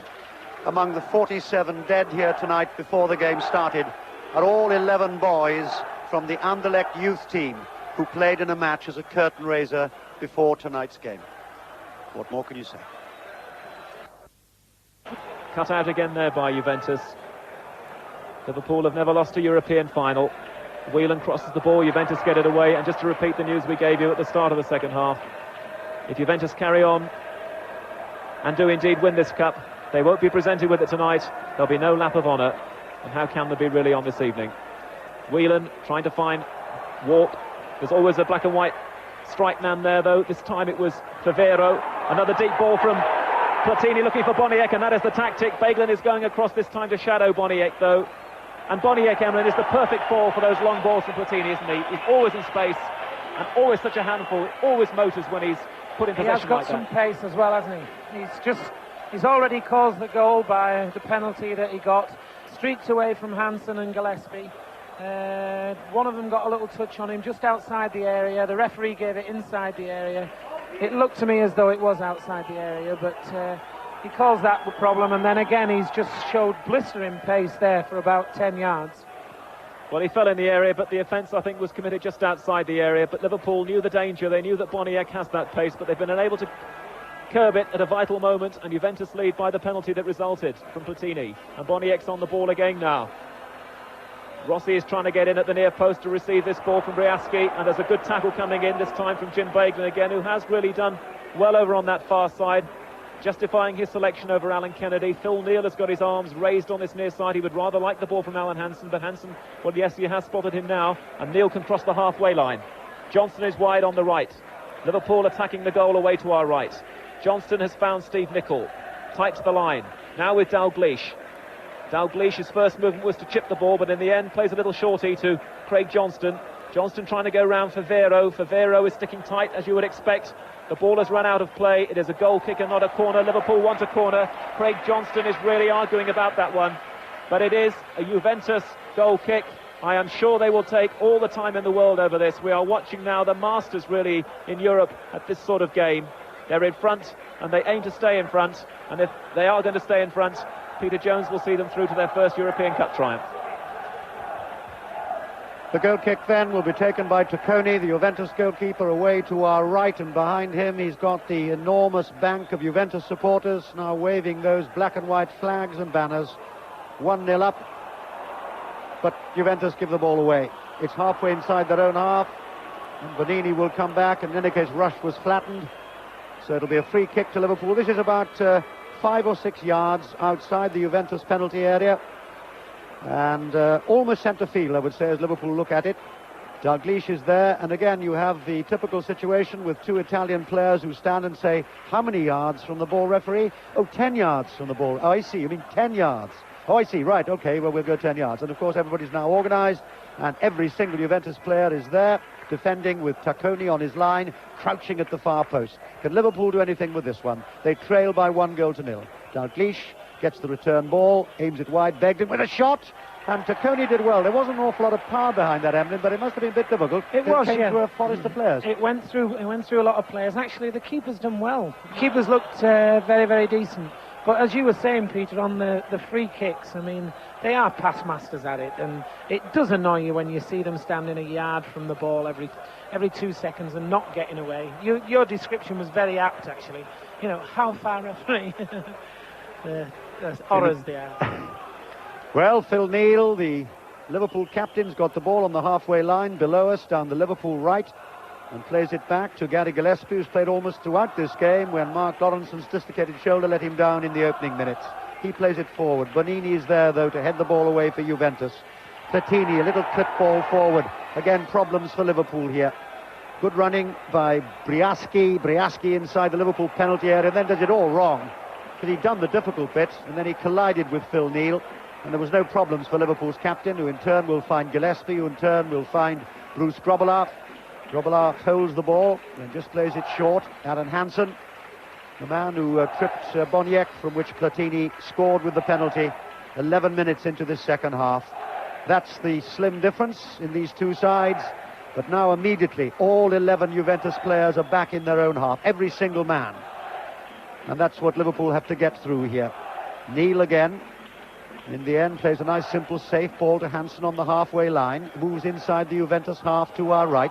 56,000 people in this stadium, equally divided between red and black and white the other side. Johnston set up nicely there by Nicol, and then it's all wrong from Craig Johnston, goes high into the sky and bounces among the policemen. They are the masters at defensive tactics, Peter, as you saw there. Liverpool had the ball in their own half, they've won the ball, Phil Neal won the ball, played it back inside, and all they wanted to do, Juventus, was drop back 11 inside their own half, in a circle, in an arc of people, where it's very, very difficult. And the only chance Liverpool have got, really, and it is to lump the ball up as high and as far as possible. I mean, it's not Liverpool's way of playing, but if the more time that they take, it's food and drink to these players, because they come up against it every flaming week in the Italian league. That's all they do. You watch the Italian league and you see the results, and if any team scores 2 goals, they're the world's best team. In the meantime, Boniek's going on a run. He starts to move infield. He's 10 yards outside the Liverpool penalty area. He finds Rossi. Rossi's inside the penalty area. Lays the ball back. Shot comes in. High and wide and far from handsome. And really, Briaski might have done better with that one. And certainly, Juventus, with all the experience, because the players are all in their late 20s, or most of them certainly in their late 20s. And remember, 6 of their players won the World Cup for Italy and Spain in '82. That's Rossi, Cabrini, Tardelli and Chirea, remember, and also, of course, Zoff and Gentili, who no longer play for Juventus. That's the quality and the experience of that side. And while they've won the UEFA Cup and the Cup Winners' Cup and the Italian Cup, no matter how many, I think record 7 times, and championships galore, they have never ever won the European Cup. And certainly it was a suggestion, although we weren't there on those occasions, they froze in '73 in Belgrade, beaten 1-0 by Ajax, and again in Athens, which was the surprising thing, beaten 1-0 by Hamburg. Rush has the ball, tries to play it through the gap, looking for Walk, walks down, Rush comes in, collides off a defender, chased by Whelan, and that could be a penalty surely, and the referee is saying what? The referee is saying no, and Whelan went crashing to the ground, and the Liverpool players around the Swiss referee, and he says no, and it's a throw-in, and the referee says no, bring the ball back again. Peter, that was a penalty, that was a guaranteed penalty. The lads took it, he's just got there before him, and he's took both his feet down there. The referee's had a look at it, and he's thought to himself, no, I don't fancy giving another one here. So all Liverpool get from that is a throw-in, and then a high ball is crossed across the Juventus penalty area. The referee says no, we'll come all the way back, and that's a free kick to Liverpool. So that might be, well, a talking point, because now we've had 29 minutes into the second half, and Juventus lead by 1-0. Platini from the penalty spot after 11 minutes. I see 2 of the Juventus substitutes doing some warming up on the track below us. Liverpool take the free kick short, comes across the area and headed straight over the bar. And Hansen was up, likes to go up for the set pieces, and that'll be a goal kick to Juventus. But they are certainly pass masters at holding on to what they've got. As I say, they really fell apart in '73. Well, not so much in '73, because Ajax were a super side then, but they certainly fell apart in '83 against Hamburg, when they were much the strong favourites and never put it together in Athens, and lost 1-0. Well, they're 1-0 up here, and there's no question of them freezing tonight, but it's still a highly competitive game, and Liverpool are still positive, as only they can be. But remember, they've used both their substitutes, Craig Johnston coming on in the second half for Paul Walsh, and Gary Gillespie almost from the start when Lawrence went off with a shoulder injury again. Hansen steams forward for Liverpool, plays the board wild, Nicol waits for it, Tross comes in from Nicol to the far post, the back header comes in from Walk, and that'll be cleared by Chirea, and it is. Again, looking for the quick break, but they've got a long way to go, Juventus, because again, all 11 of them are inside their own half now. We've got 15 minutes to go in the 1985 European Cup final. Again, they tried to make the break, but there's plenty of time for Begin to turn it back to Grobbelaar. When Alan Hansen just made a break there and he went past one of the midfield players, all of a sudden they were thrown into confusion a little bit, because it meant one of the defenders who loved to do a marking job had to step out, and Alan played a good ball in there, and they were unlucky not to get a little bit off that. So if either they've got to lump everything up and hope to get a lucky bounce, or they've got to have players going through from the back, because they are 1-0 down now. Dalglish takes a quick free kick. Walk is there. Oh, and again, Tacconi's so quick off his line. And the flag's gone up in any case, I think, for an offside against Walk. But he really went through quick there. He does it so well. John Walk, 5 European goals, including that hat-trick against Lech Poznan way back in the first round. They want a very much now, Liverpool want a special John Walk if they can. Perhaps there was a foot offside there, but in any case, Tacconi came quickly off his line. He's played well, Tacconi, a couple of very good saves. And you get Juventus again take the free kick, take plenty of time. Again, those 2 substitutes doing warming up exercises below us. And we've got now 13 minutes to go here in the Heysel Stadium in Brussels. A European Cup final that will be marred forever by the dreadful scenes which held this game up for an hour and a half and have resulted in at least 42 deaths. Some of them British fans, most of them Italian. And it's looked like a free kick for a moment, no, says the referee, so Liverpool pick it up gratefully. Long ball from Whelan, played down the left. Ball will be played at a touch, I think, before Johnson could get hold of it, but he's won the corner for Liverpool. Corner then, Craig Johnston will take it, far side from us, starts down the Liverpool left, and immediately every Juventus player streams back almost inside his own penalty area. They are indeed. They've got 10 players and one just outside his own penalty area. Good tactics, of course, as far as they're concerned, but enormously difficult to break down. Hansen inside the centre circle for Liverpool, the holders of the European Cup. Still goes forward, plays the ball wide. Nicol, little back heel from Nicol. Then played ball once more by Whelan. And he'll find Gillespie, who's gone down the right. And the ball will go over the line. And again, the Juventus player picks up the ball and throws it away. And another Juventus player picks up the ball and throws it away. And that's another 30 seconds gone. And Nicol still waits to take the free kick. And he can do so now. Down the right for Liverpool. Trailing here by 1-0. Nicol backs away a couple of strides. The cross will come in. Headed away, though, by Rossi, who's gone back as an extra defender. And Juventus are deep inside their own half, but they have possession, which is what they're looking for. And a ball laid down the line by Boniek. And some very ponderous-looking running by Paolo Rossi. He really has had a terrible domestic season, we were saying. 45 caps for Italy, 20 goals for them, including 6, you may remember, in the 82 World Cup. He's looked very ponderous tonight, Emlyn. He has done, actually, yeah. He's had a struggle right from the off. The lad who's caused all the problems has been Boniek with his running. You know, he's such a strong, quick runner that he's had a couple of half-yard turns, and he's gained 5, 6, 7 yards as soon as the ball's been played out there. Very, very quick, very, very strong. Yes, indeed, Boniek. 68 times he's played for Poland. He scored 22 goals for them too, and there's no wonder. He's only scored 1 European goal so far in this campaign, but he scored both those goals in the Super Cup against Liverpool, you may remember, 3 months ago. But that game was a farce, played on ice, really, in Turin, so that really didn't count. But this one may count tonight, when Boniek was tripped by Hansen and Platini scored from the penalty spot. Juventus again take possession, but Briaski can't get round Phil Neal. He was being protected by Gillespie just in case it was required. It wasn't. 11 minutes to go here. Liverpool 0, Juventus 1. Long, deep ball inside the Juventus half. Shirea's underneath it, but Liverpool pick it up again. Walk will find Nicol, plays it through the gap. Whelan tries to get the cross, can't. It's gone off Bonini for a corner. And Bonini looks as if he's going to give it to the Liverpool player and then throws the ball away. Pass masters, but they've got the goal. I wonder if that's going to be the one that really could decide it.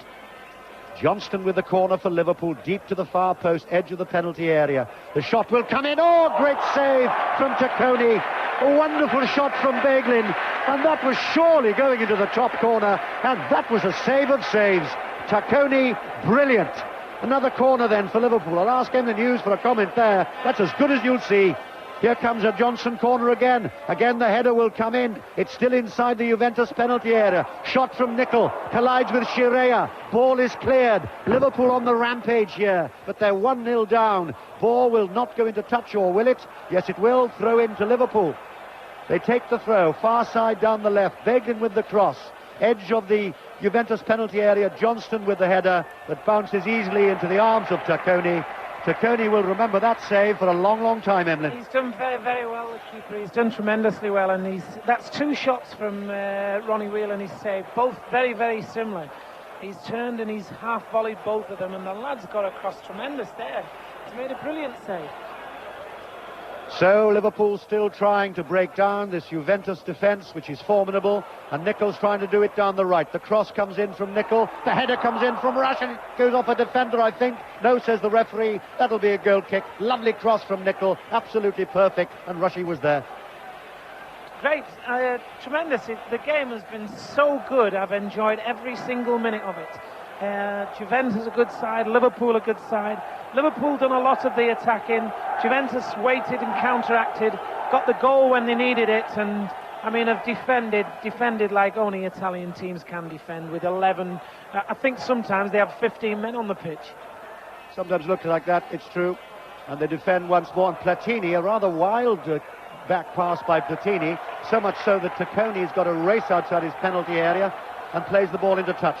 Now the throw is 4 or 5 yards from the Juventus corner flag, and Liverpool are still going forward here, but they're 1-0 down, and we've got now exactly 8 minutes to go here in the Heysel Stadium in Brussels, and the Platini penalty divides the two sides. A high cross comes in and drops straight into the arms, though, of Tacconi, and he takes plenty of time, which of course he's certainly allowed to do, just touches the ball on the turf. And again we've got that formidable array of policemen in their white helmets away to the right, and the more policemen we can see here tonight after the awfulness of what happened before the game, the better it must surely be.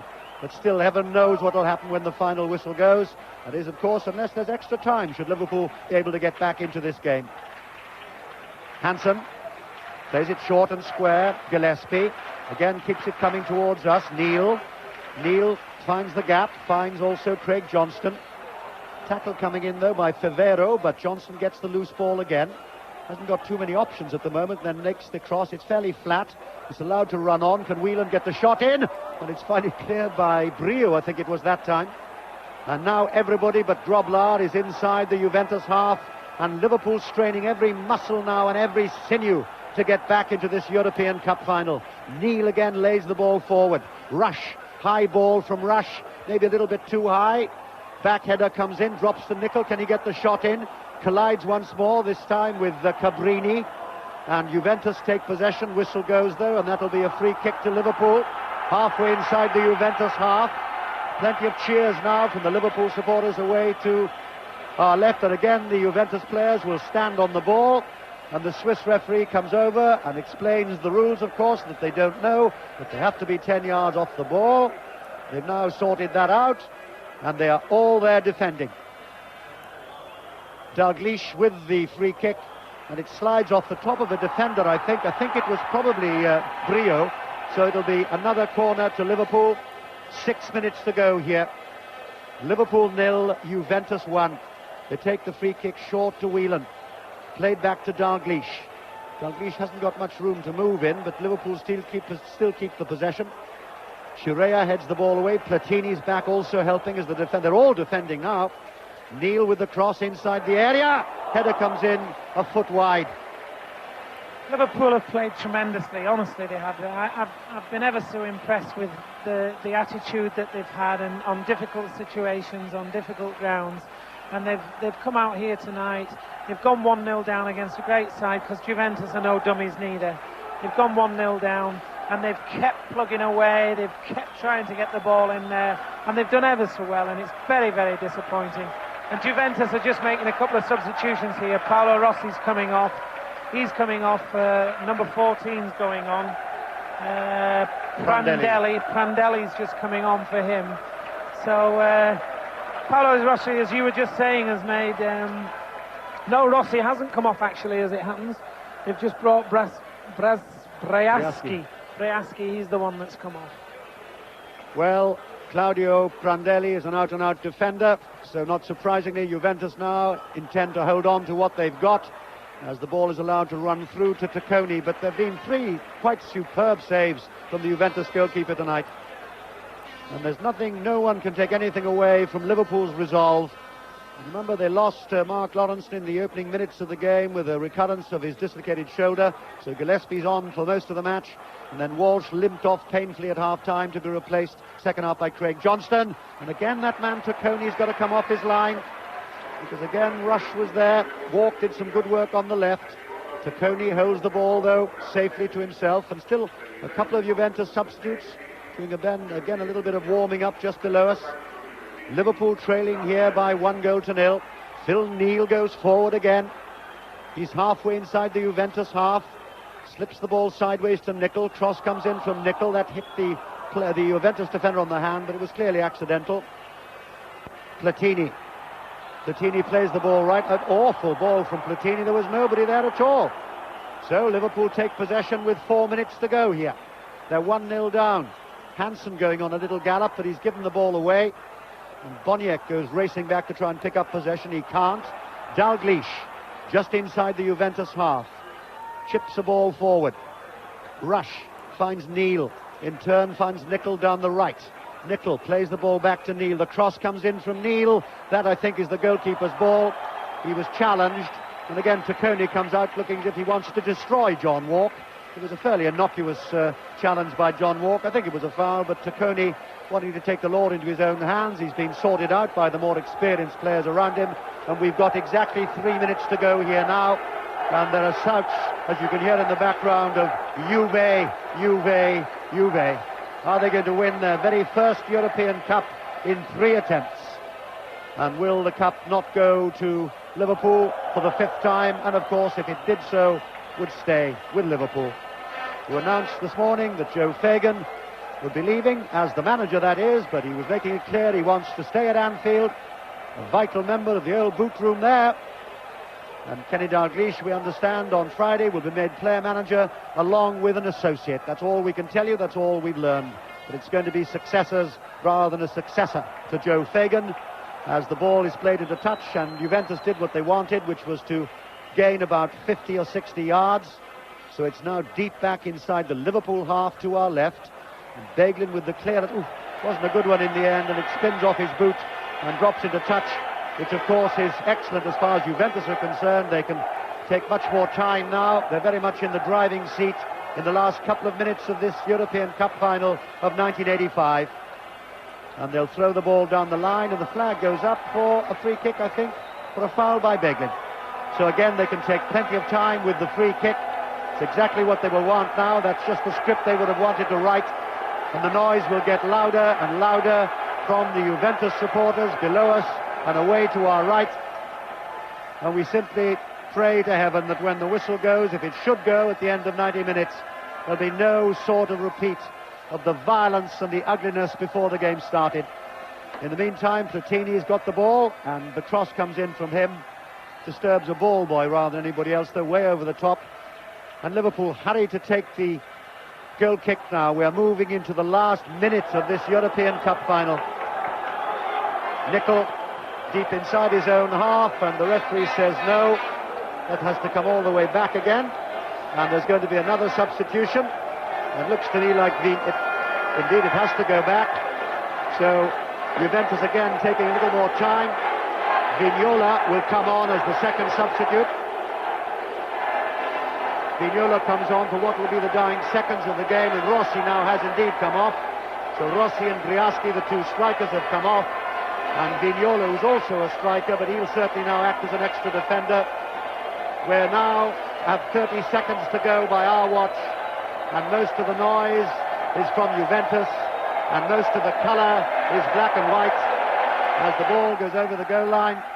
And Tacconi will take all the time in the world to collect the ball from the photographers, and it looks now that the night will belong to Juventus. It looks as if they're going to win the European Cup for the first time in 3 attempts.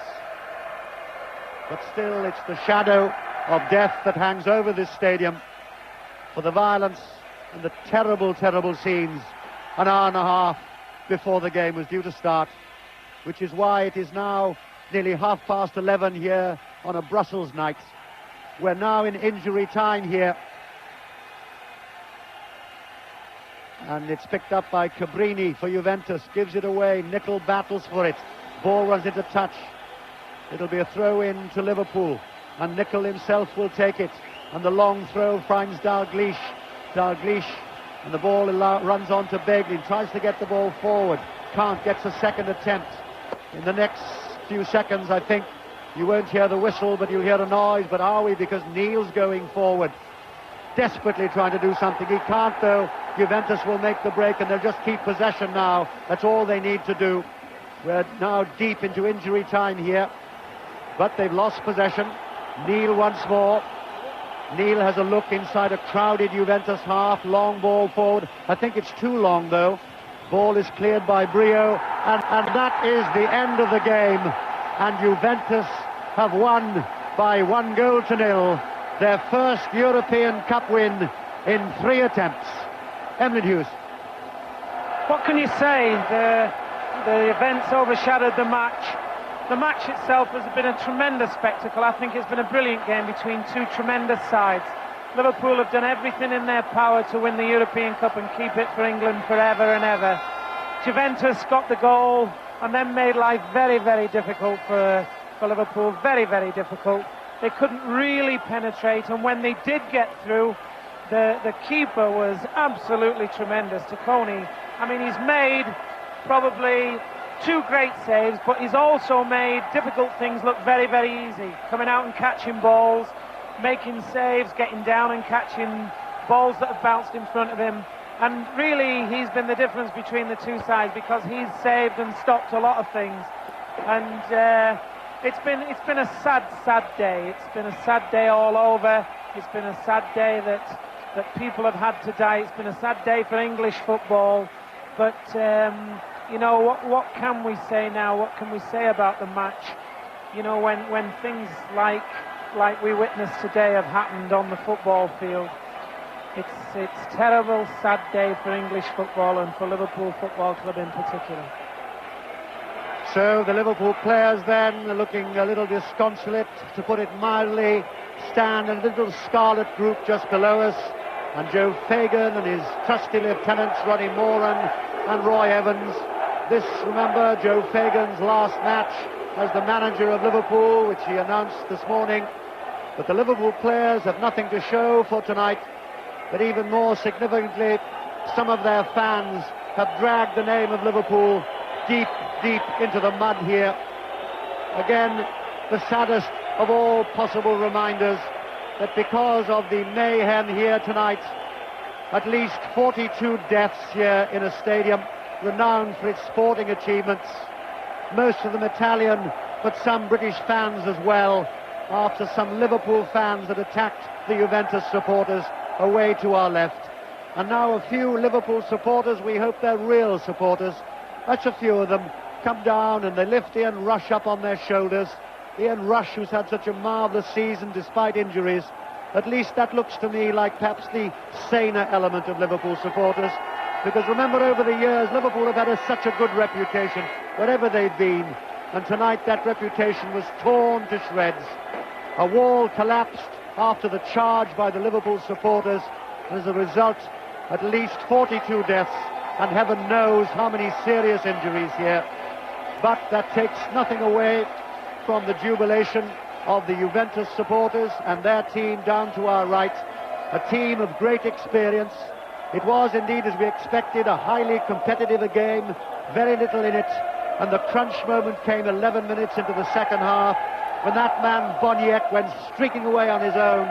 Hansen tripped him. It seemed marginal to us from where we were, but he certainly landed up inside the penalty area, and Andre Dana of Switzerland, the referee, immediately pointed to the spot, and that virtually meant a goal, because that man Michel Platini, twice European Footballer of the Year, he doesn't miss. It was his third penalty in the European campaign, and he left Grobbelaar stranded. And that almost really sealed the night, didn't it, Emlyn? Because you know as well as anybody, once they're ahead a side like that, the door is shut so firm it's not true. It shuts and it's impossible to open, because their game, Italian football, is based on defensive play, and they've just got everybody back behind the ball and made it terrible, terrible difficult. Terrible difficult for them to get through, and Liverpool have played as well as I thought they could possibly play, and really they've lost it. The result on the field has not lost it. Football has been the loser, Peter, and that's sad, sad for England. Well, the Juventus players, not surprisingly, in a little tight ring of black and white, will dance the night away. Away to our left, there are fires now burning on the terraces, hopefully no more than paper. And below us we have 1,000 policemen and horses and dogs, because while we say and must say, well done to Juventus, they've won their very first European Cup in 3 attempts. They've won the night, the accolade is theirs, but there's really no jubilation here, because the European Cup was not presented. There was no lap of honour, because what happened tonight was that hooliganism won. Death came to football, and the sport can only mourn. I will give you the scoreline, but I'll give it sadly, not because Liverpool lost, but because I have been witnessing tonight one of the worst scenes I ever hope to witness at a football stadium, and one that I will never, ever forget. Liverpool 0, Juventus 1.